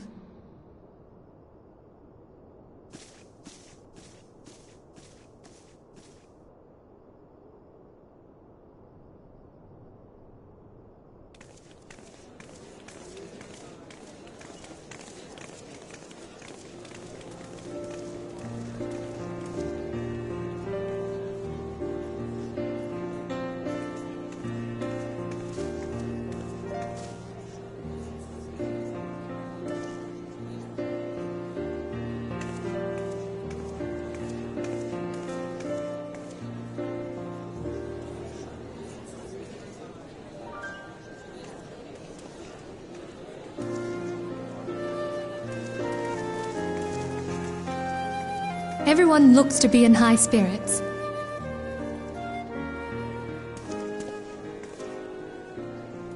With good cause. A common victory may serve to unite even the most unlikely of allies. You've brought us one step closer to a united Eorzea. Your modesty knows no bounds, Antecedent. Were it not for your efforts, Sir Emmerich would never have become such a steadfast ally.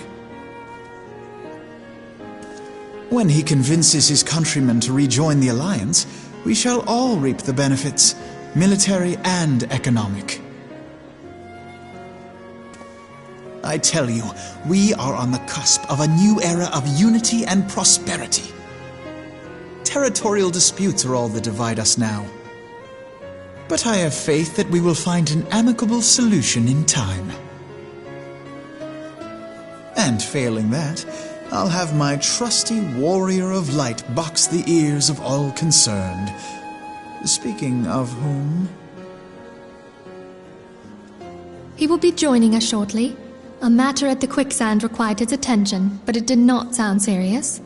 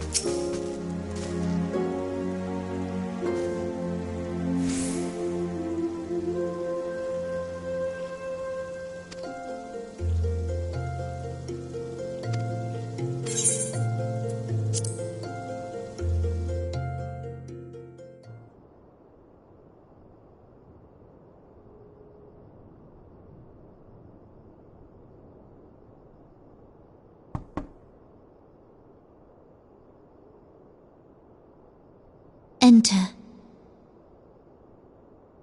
Your Grace, your guest has arrived.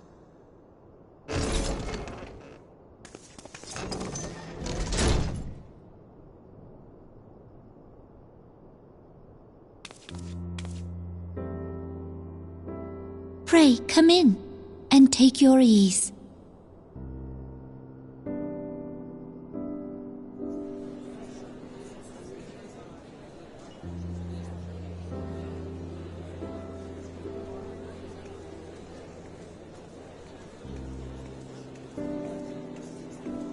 "'Tis well that the steps of faith held against the Horde." And what of the city proper? We sustained some few losses, but the heart of our nation yet beats with vigor. I am not certain I could say the same had we not received your most generous aid. An attack on Ishgard is an attack on the realm. We stand together or fall divided.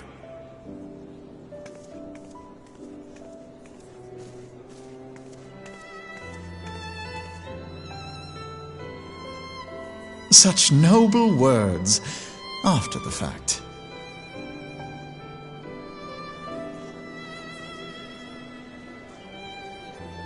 I had hoped to speak in the presence of Her Grace, but it seems she has been delayed. That being the case, now would seem as good a time as any. Honored friends, pray allow me to convey Ishgard's warmest gratitude for your part in the defense of our lands.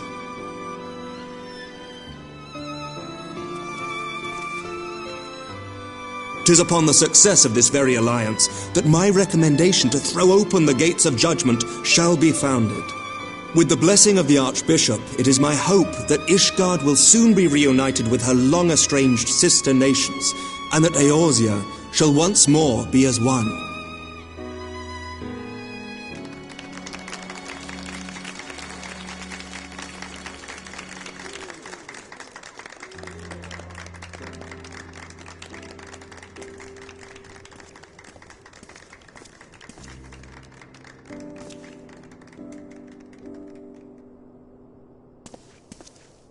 Very well.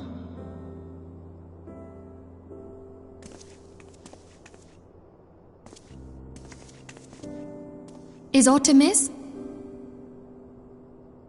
Nothing to worry about. I shall return anon.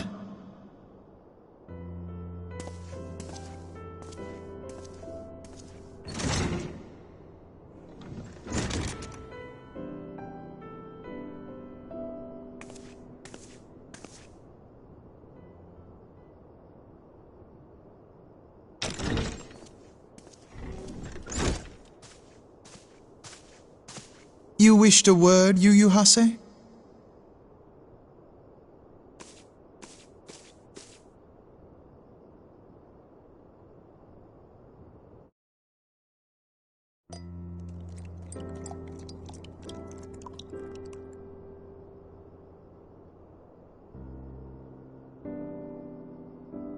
You may go. Your Grace.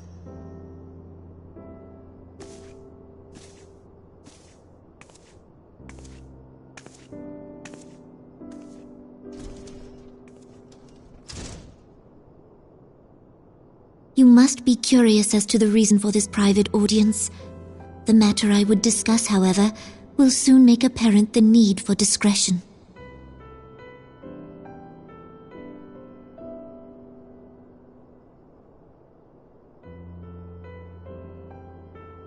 I intend to abdicate the throne and dissolve the monarchy.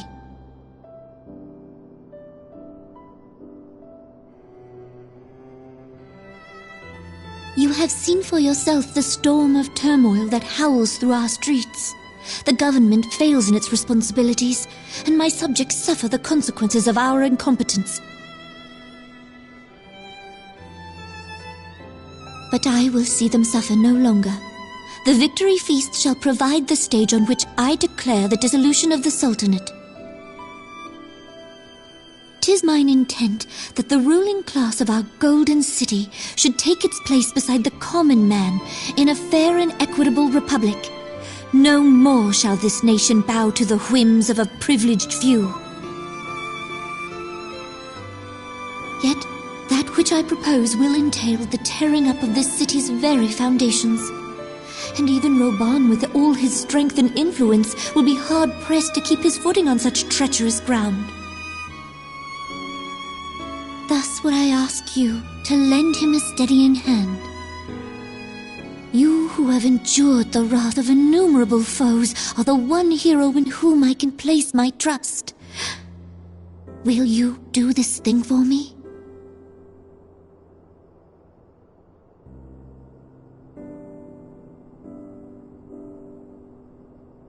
I am truly grateful. More grateful than I can well express. How much we have both changed since that day we met beneath the Sultan tree. And the days ahead promise to change us further still. I hope that we will recognize ourselves when all of this is over.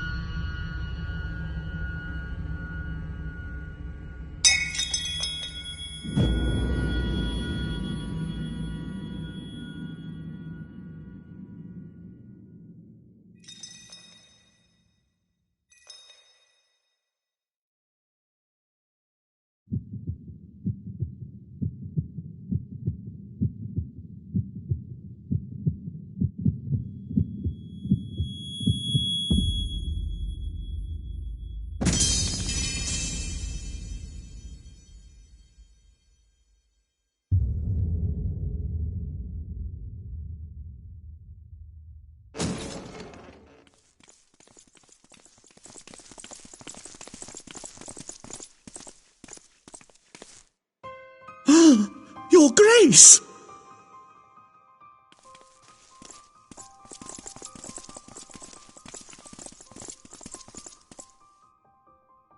Her Grace, the Sultana, is dead.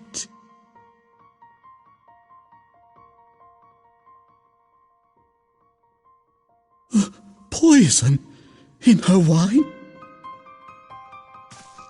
You did this!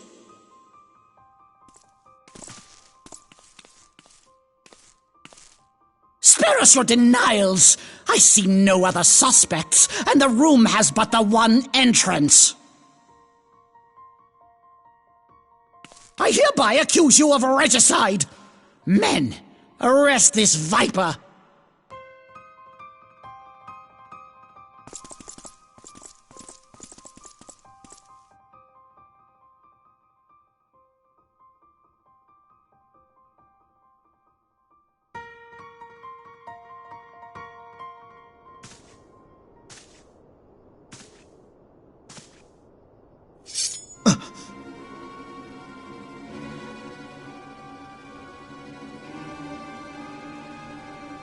Sir, barring a few exceptions, we have detained all those with allegiance to the Scions. The Rising Stones is also under our control.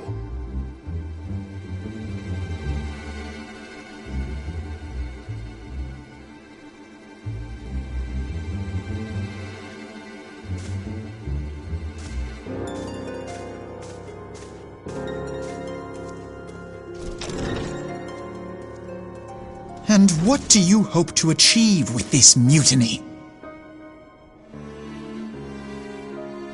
Why, that which we have striven for all along, Commander. The salvation of Eorzea.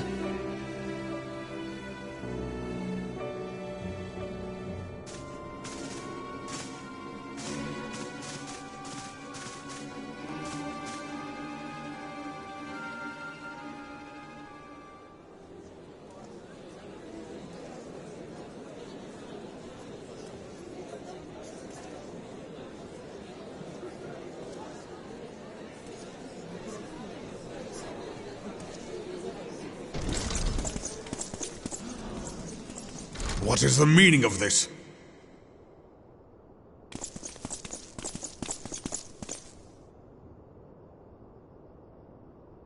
Knights from the homeland. This cannot bode well. Lord Commander, we have received an urgent message from the Holy See. I am grieved to report that your serpentine foes have resumed their assault. Needless to say, your presence is urgently required. These knights have come to bear you swiftly home to Ishgard. A surprise attack?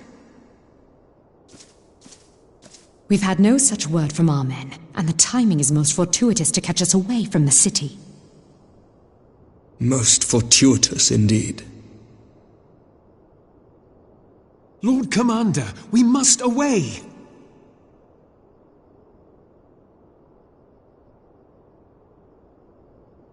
You have been a most gracious host. I hope that I might one day return the favor. Come, Lucia.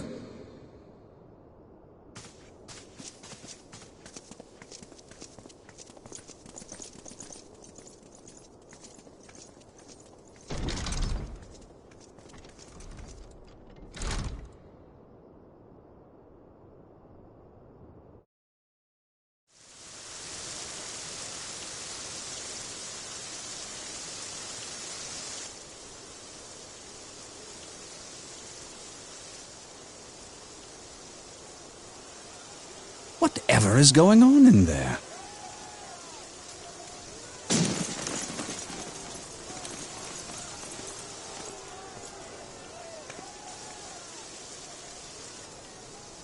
Ah, the ever-dutiful brass blades. I must apologize, but my dance card is rather full.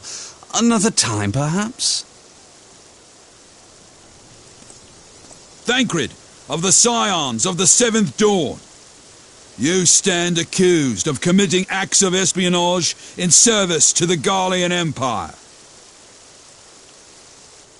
Espionage? What in the seven hells are you talking about? Ah, If you're referring to that business with the Ultima weapon, then you must understand, I wasn't myself. Under interrogation, an Imperial prisoner revealed your involvement in numerous dealings with the enemy. We've also been investigating reports that you are a practitioner of forbidden arts. You'd best come along with us. You invite me to your party and now you want me to leave? I do so detest receiving mixed signals. Come then. I believe I've lost my appetite for this farce of a celebration.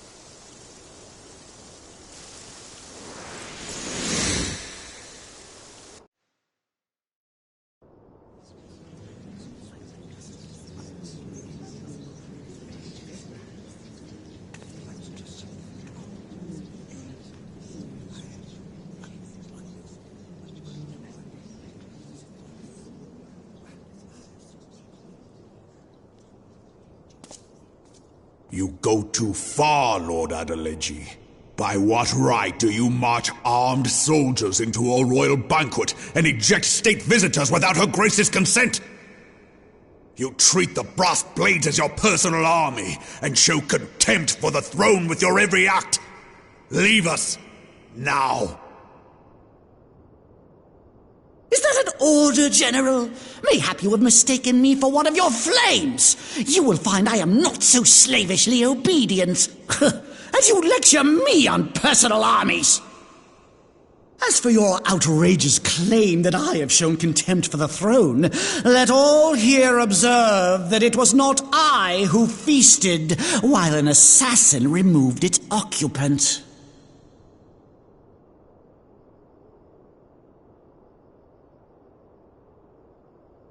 I expect this is your idea of defending the nation, is it? This and diluting our forces through these distractions in Cartano and Kurthis.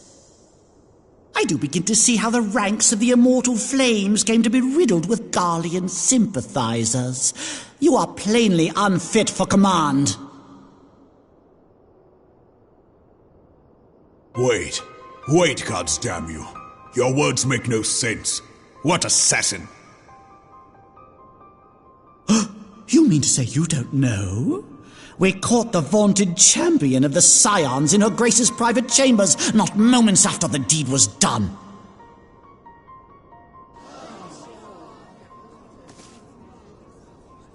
No! No, this cannot be! Save your breath. You will need it to plead your case. You and your entire order are to be tried for this atrocity.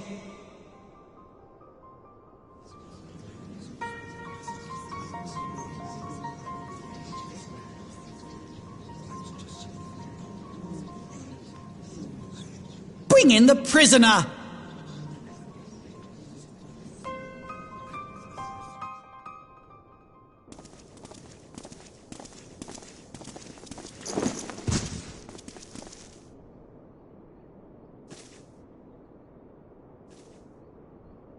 This man stands accused of poisoning Her Royal Majesty Nanamo Ul Namo, and as suspected accessories to the crime, all members of the Scions of the Seventh Dawn will be detained for questioning.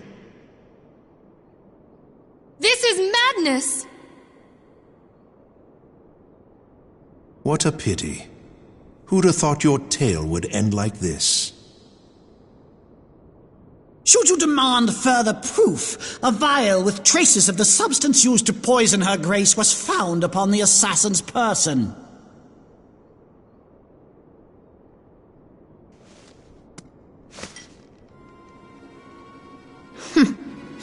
How very convenient. You would speak of convenience? Who persuaded her grace to host this celebration? A diversion which presented you and your confederates ample opportunity to commit the crime, and a crowd within which to fade from view.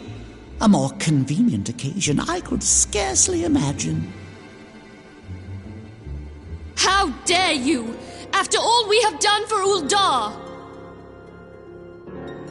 Hold your tongue, witch! I'll not be ensorcelled!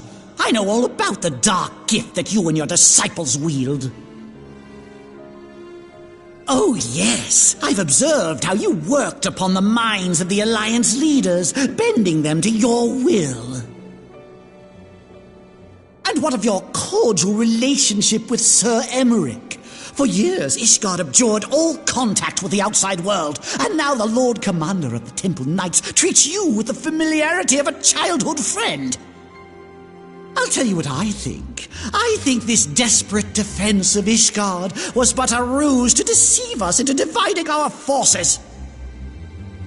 Your next move will be to charm your Kurthan allies into invading our lands. Now that is truly ridiculous. How do you even think of this stuff? She cannot be dead.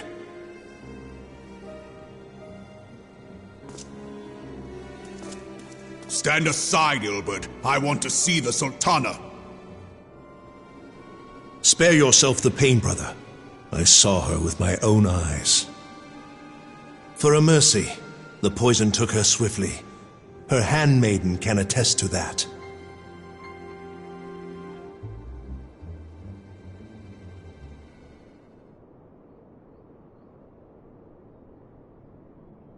This cannot be. Nanamo. No!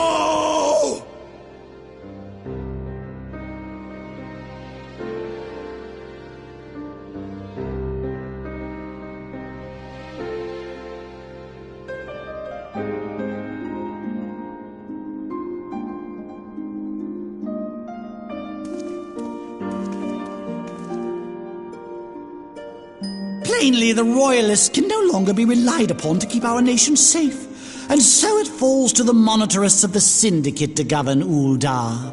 But should you wish to help us, General, we would be more than happy to entrust the task of planning Her Grace's funeral to you. It seems only right that you should bury your precious Sultana, and we will be glad to be rid of that burden.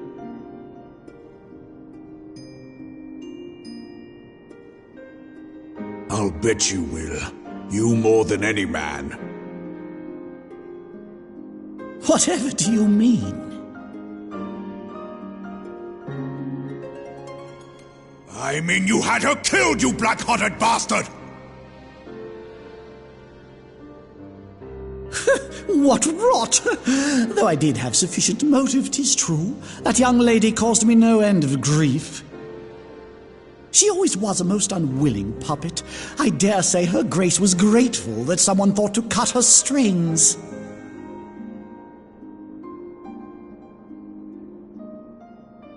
You would mock her, then mock her from hell! What?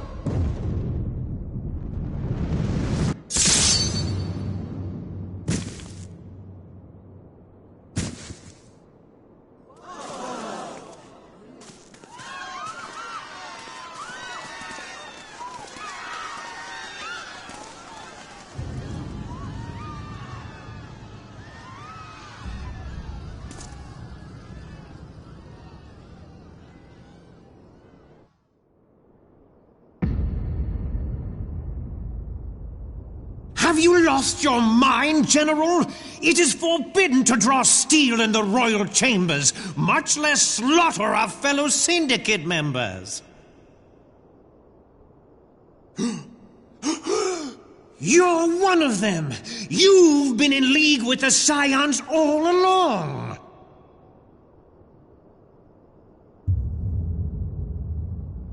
You're next to scheming bastard!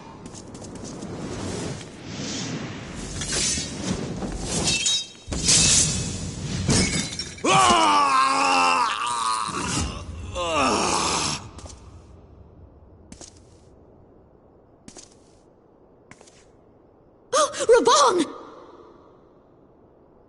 Seven hells!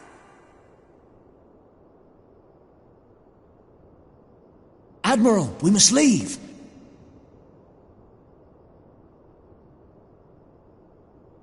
Ah!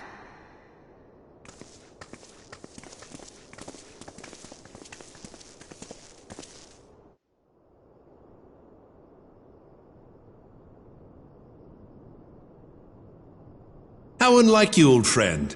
I did not expect to take your arm so easily. Take the Scions into custody. They have conspired to commit regicide. And arrest this traitor as well.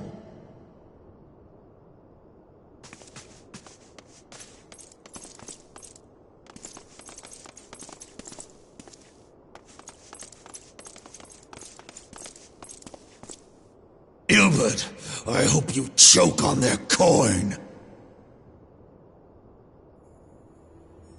'Tis better than the dirt I've supped on these long years. We can't all abandon Alamigo and become great war heroes as you have.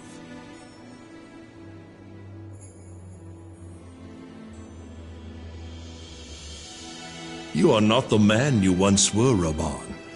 Since that girl strapped the yoke around your neck, you've become docile.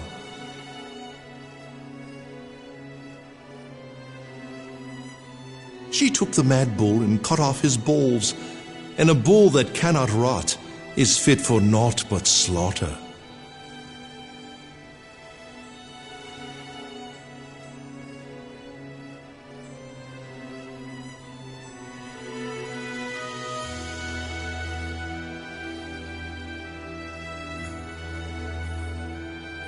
Shall I tell you who really killed your precious Sultana?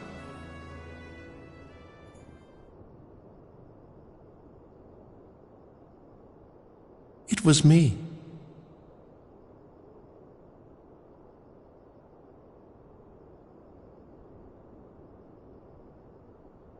You die!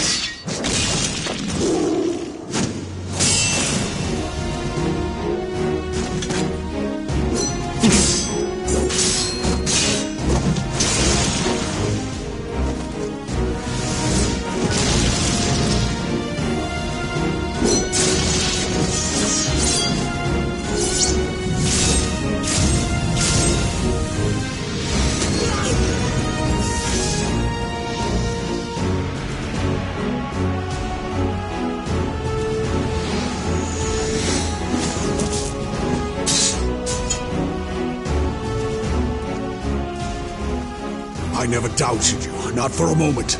But there is more to this than I yet understand. Flee this place. Clear your names.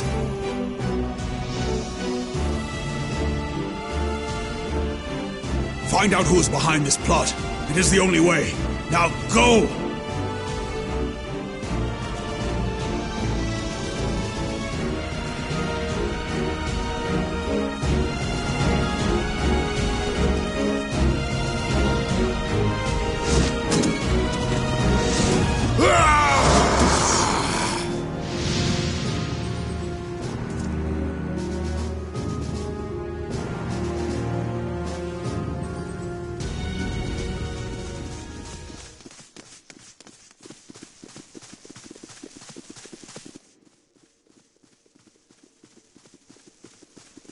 Ah, there you are.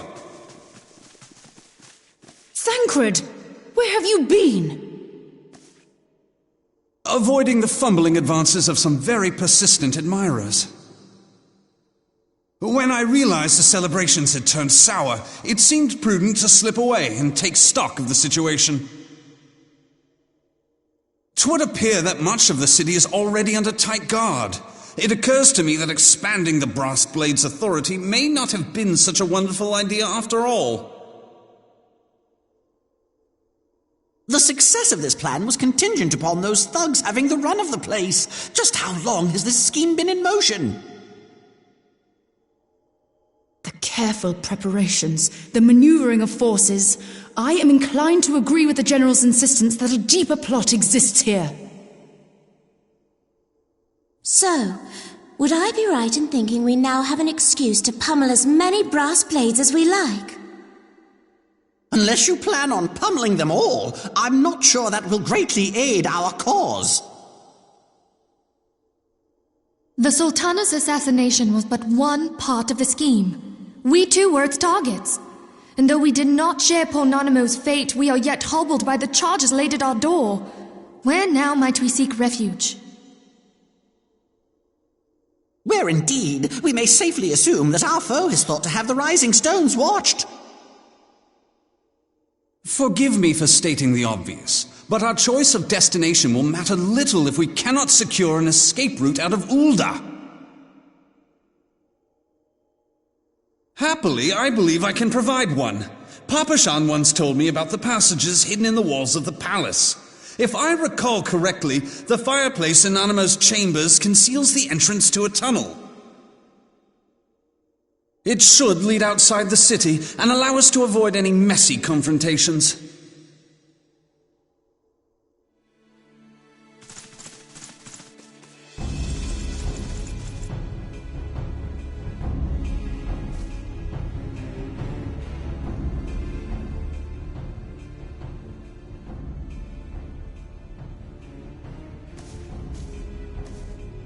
The rest of you, go on ahead. I'll handle this lot. By yourself?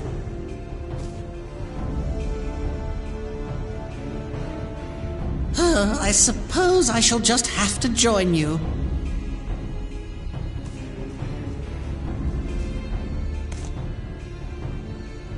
Crystal Braves too, huh?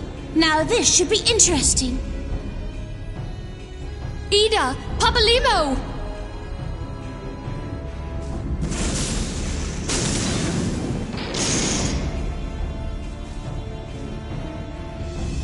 We will hold our pursuers here.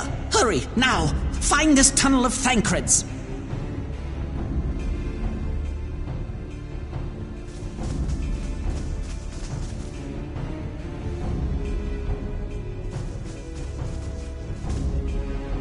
Minfilia, we cannot linger!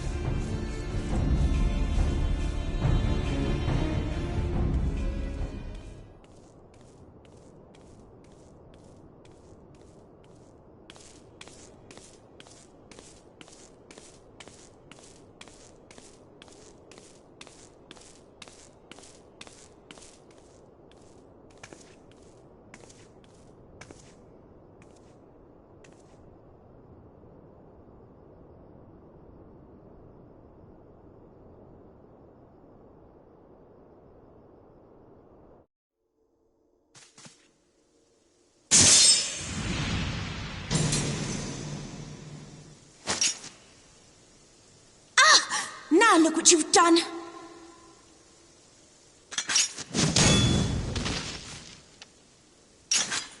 Ida, are you all right? There are just too many of them. I'm fine. I could do this all day. How about you? Nearing the end of my tether.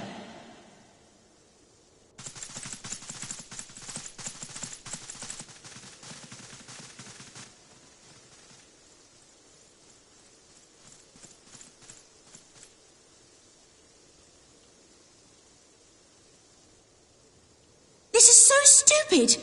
We're the scions of the Seventh Dawn.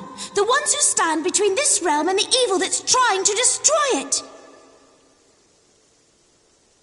And if you think we'll leave the stewardship of Eorzea to the likes of your masters, then you're sorely mistaken.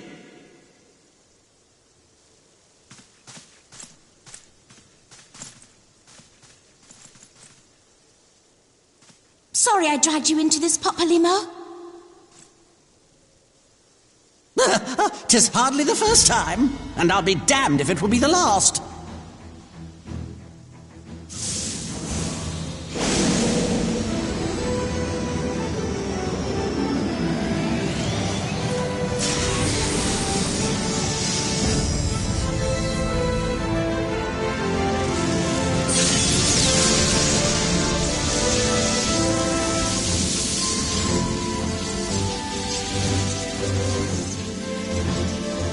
Let them have it, Ida! I was hoping you'd say that.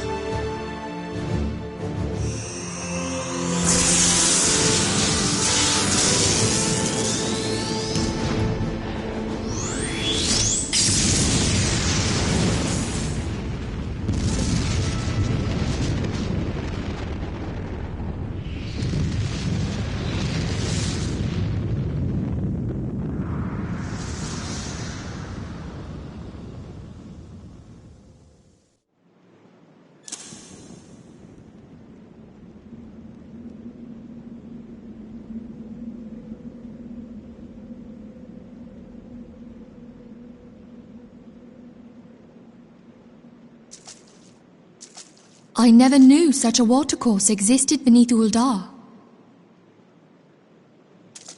The architecture is of the Sildine style, if I'm not mistaken. The ancients plainly foresaw the need for a ready means of escape.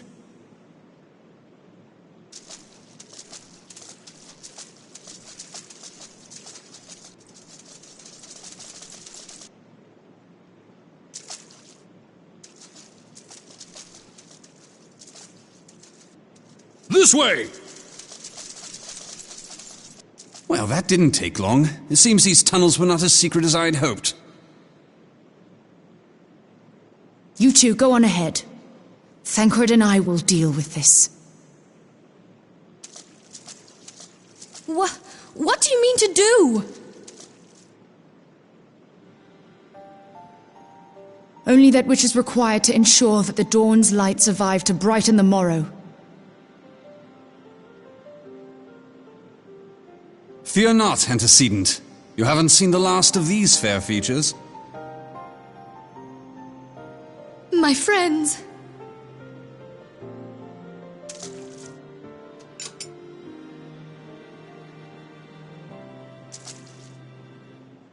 Leave us!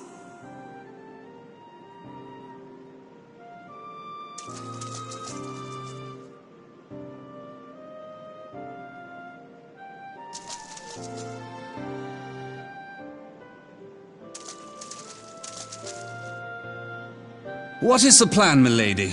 Shall I take the dozen on the left and you the dozen on the right? The odds are not exactly stacked in our favor. Numbers will count for little when I bring the tunnel down upon their heads. Though I cannot say I relish the thought of being entombed with you for all eternity. You wound me. I will have you know that many a maid would kill for the chance to spend forever at my side. Now, may I have the last dance?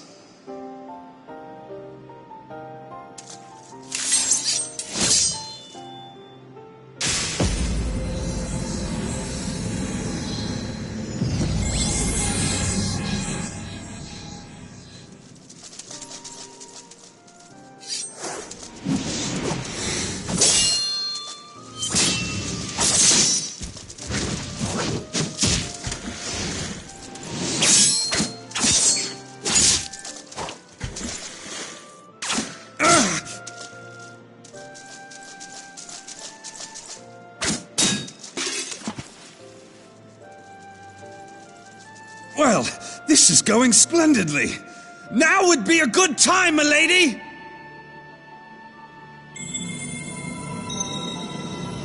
"'Tis done!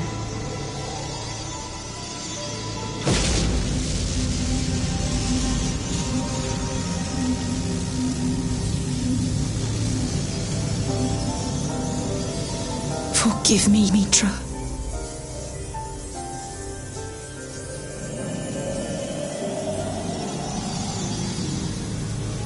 Farewell, Nymphilia.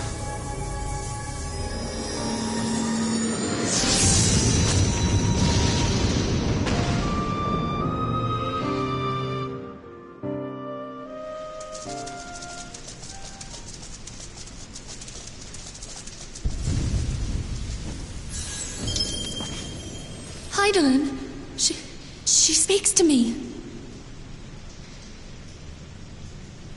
No.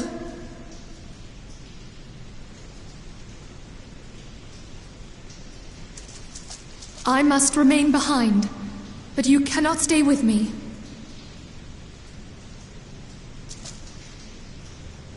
Please, you must go on. You are the warrior of light. You are hope for the Scions and for all the realm.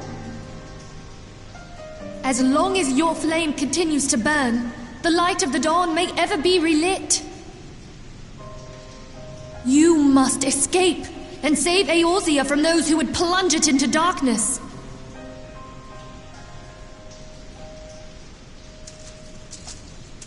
"'Tis the only way.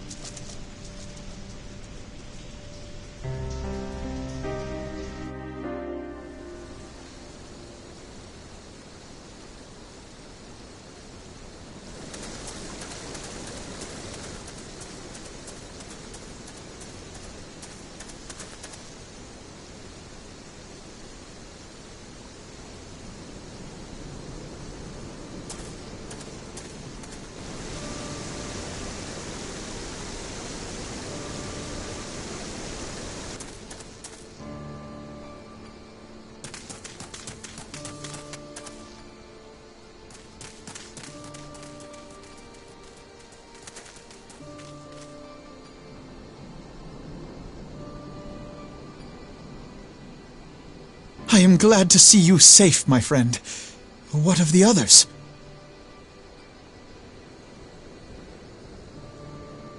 Damn that man!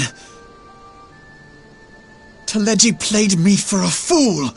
I thought the Crystal Brave's mine till the very moment I felt the blade at my back.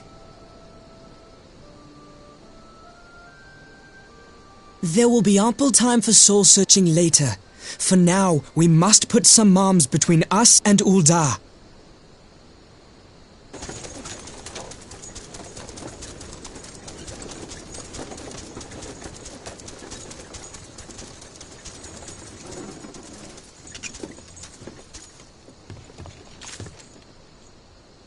Well, would you look who it is? Need a ride? I doubt it'll be half as exciting as the last trip we took. Not if I have anything to say about it anyway.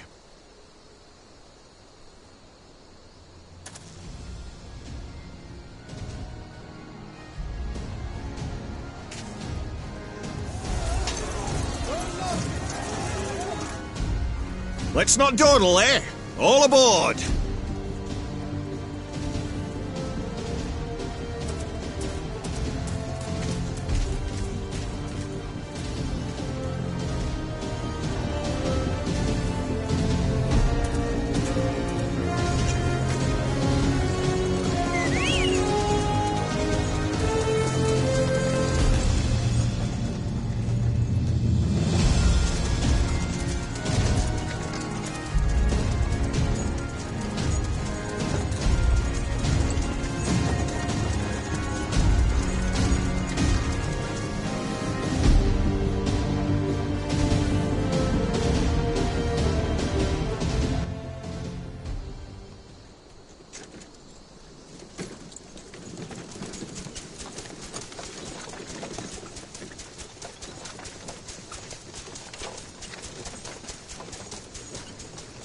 I was stocking up on supplies over in Vesper Bay, you see, when your sister come up and begged a favour.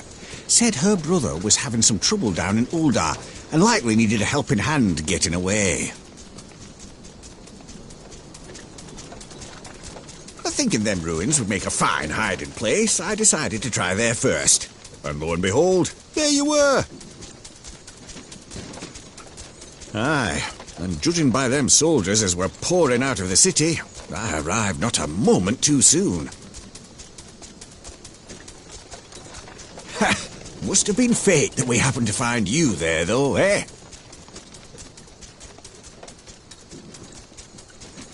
I had thought to look out for Alize, but 'twould appear she was the one watching over me. I've made such a mess of things.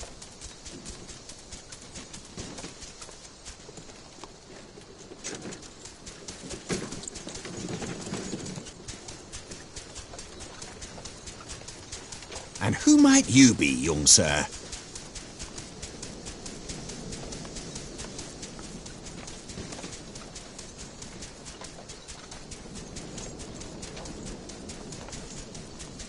Pippin Taropin, Vice Marshal of the Immortal Flames. I had been on the Alamegan front these past few moons, but an urgent communication called me back to Ul'dah. Scarce had my boots touched the cobbles, though, when the streets erupted with cries of assassination. I immediately went in search of answers, and came across Master Alfino here. Needless to say, I did not think his imprisonment justified. The blame plainly lies with the Monitarists. Their greed and corruption are well known to me, but for them to take advantage of the situation with such alacrity... Was that Pippin, you said? Ain't that the name of General Alden's lad? Yes, I am his son. Adopted, of course. 'Twas only as we were leaving Ul'dah that I learned of father's fate. Once I have seen you a safe distance away, I mean to return to the city and extricate him from this madness. Then you needn't travel no further than Blackbrush. Our fugitives have a friend waiting for them there.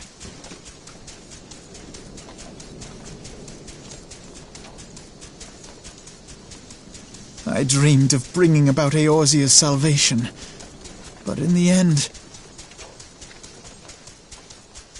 'Twas I who needed saving.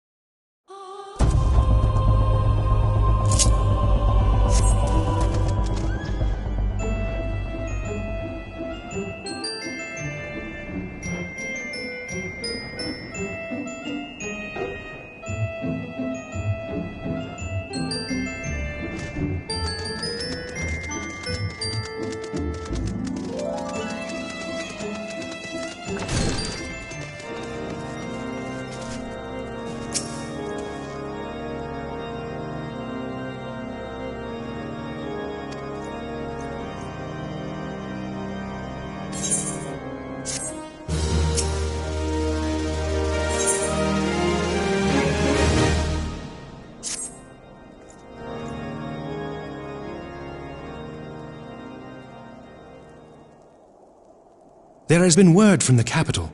Ishgard has weathered another assault, and 'tis said several wyverns broke through into the city proper.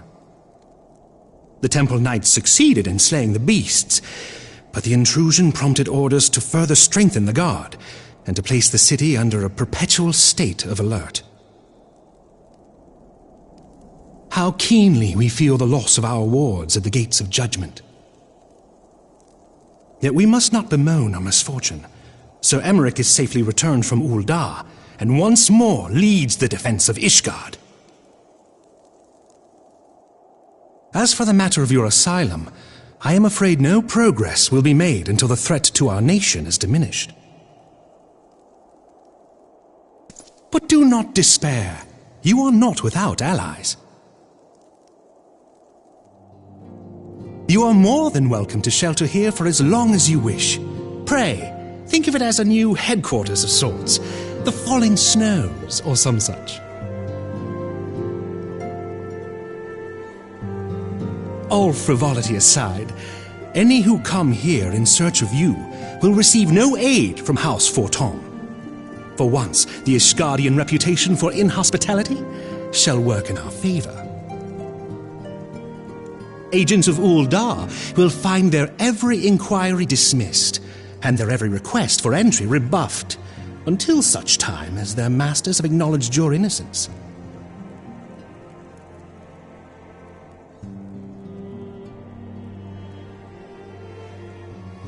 You once fought to preserve the honor of my dear friend. 'Tis a blessing that I may now repay that debt in kind. But let us dwell no more on this. Pray, join the rest of your companions. 'Tis bitterly cold this day. I suspect there are those who might welcome the warmth your presence brings.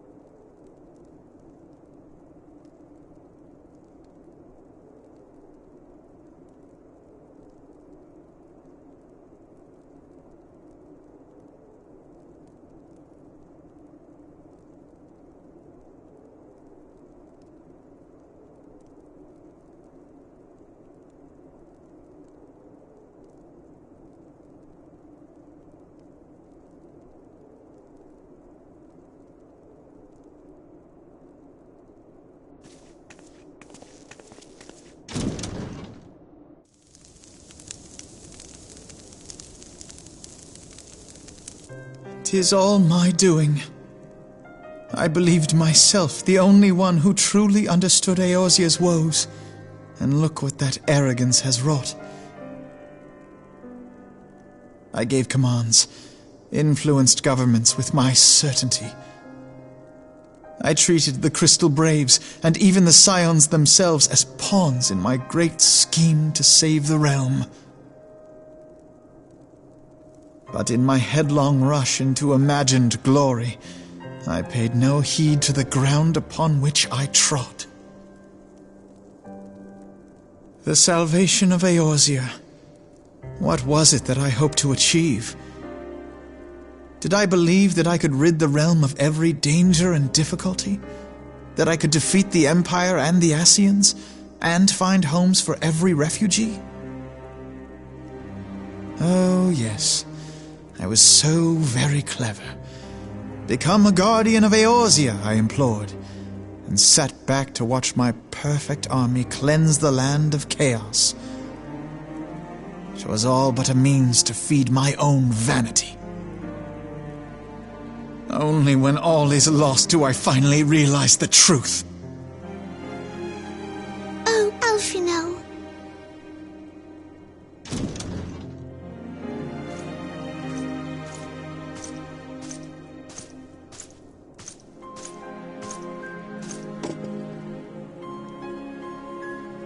So, Master Alphino, are you content to remain a broken blade? Is there no flame hot enough to reforge you? What of the fine companions who yet stand at your side? I dare say the fires of their determination will soon have you slicing the air again with your customary wit. I hardly deserve such friendship. And besides, where are we to go?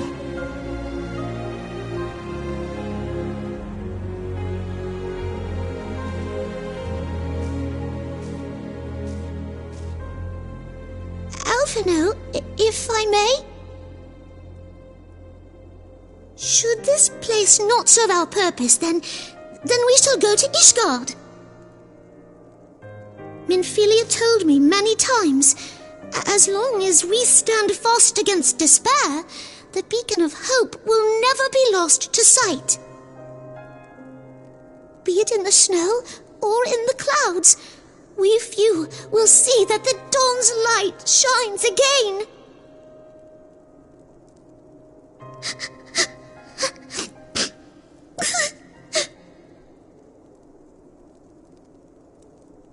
You are right, Tataru. Thank you. And thank you for your kind words, Lord Orchefon. 'Tis true that Eorzea yet has her guardians.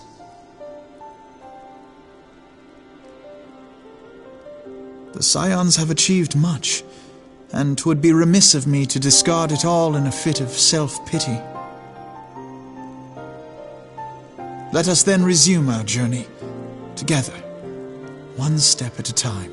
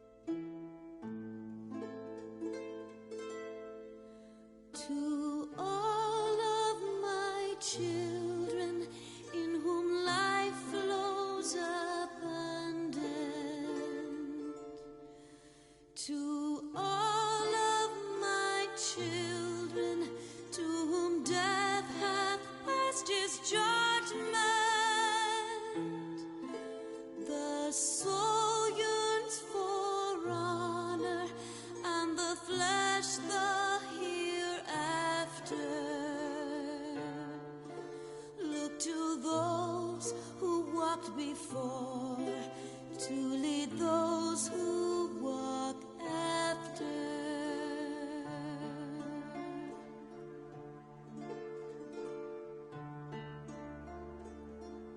Shining is the land's light of justice.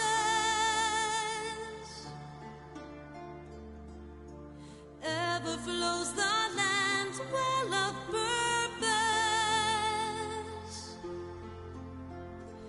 Walk free, walk free, walk free. Believe the lamb's alive. So believe.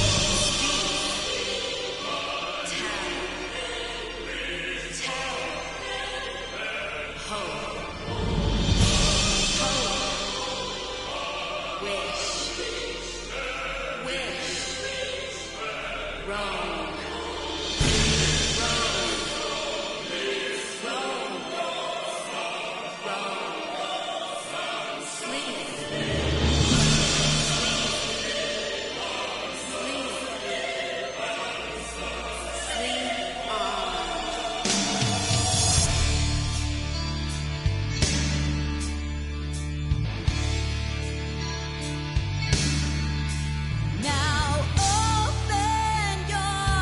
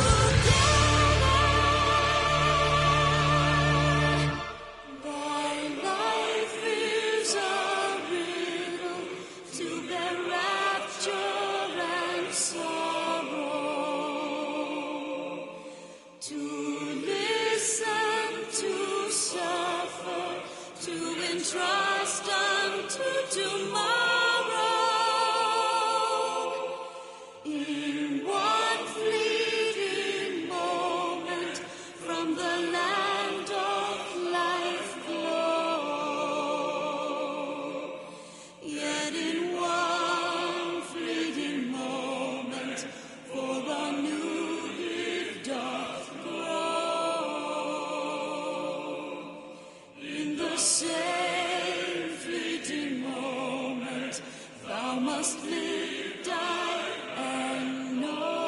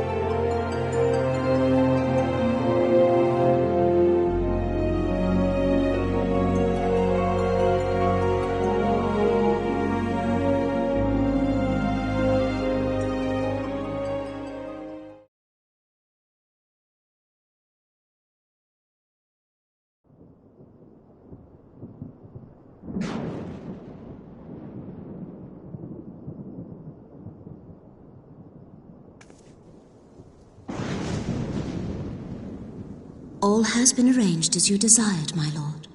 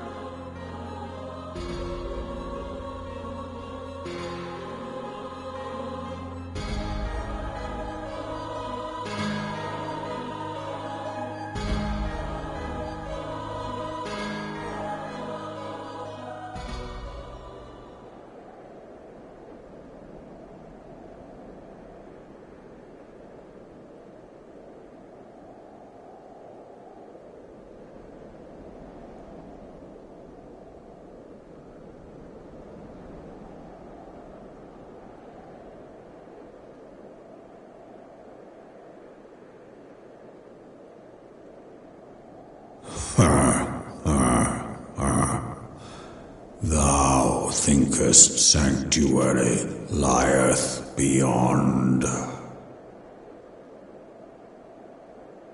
Delusion, despair, death. Thou shalt find naught else here.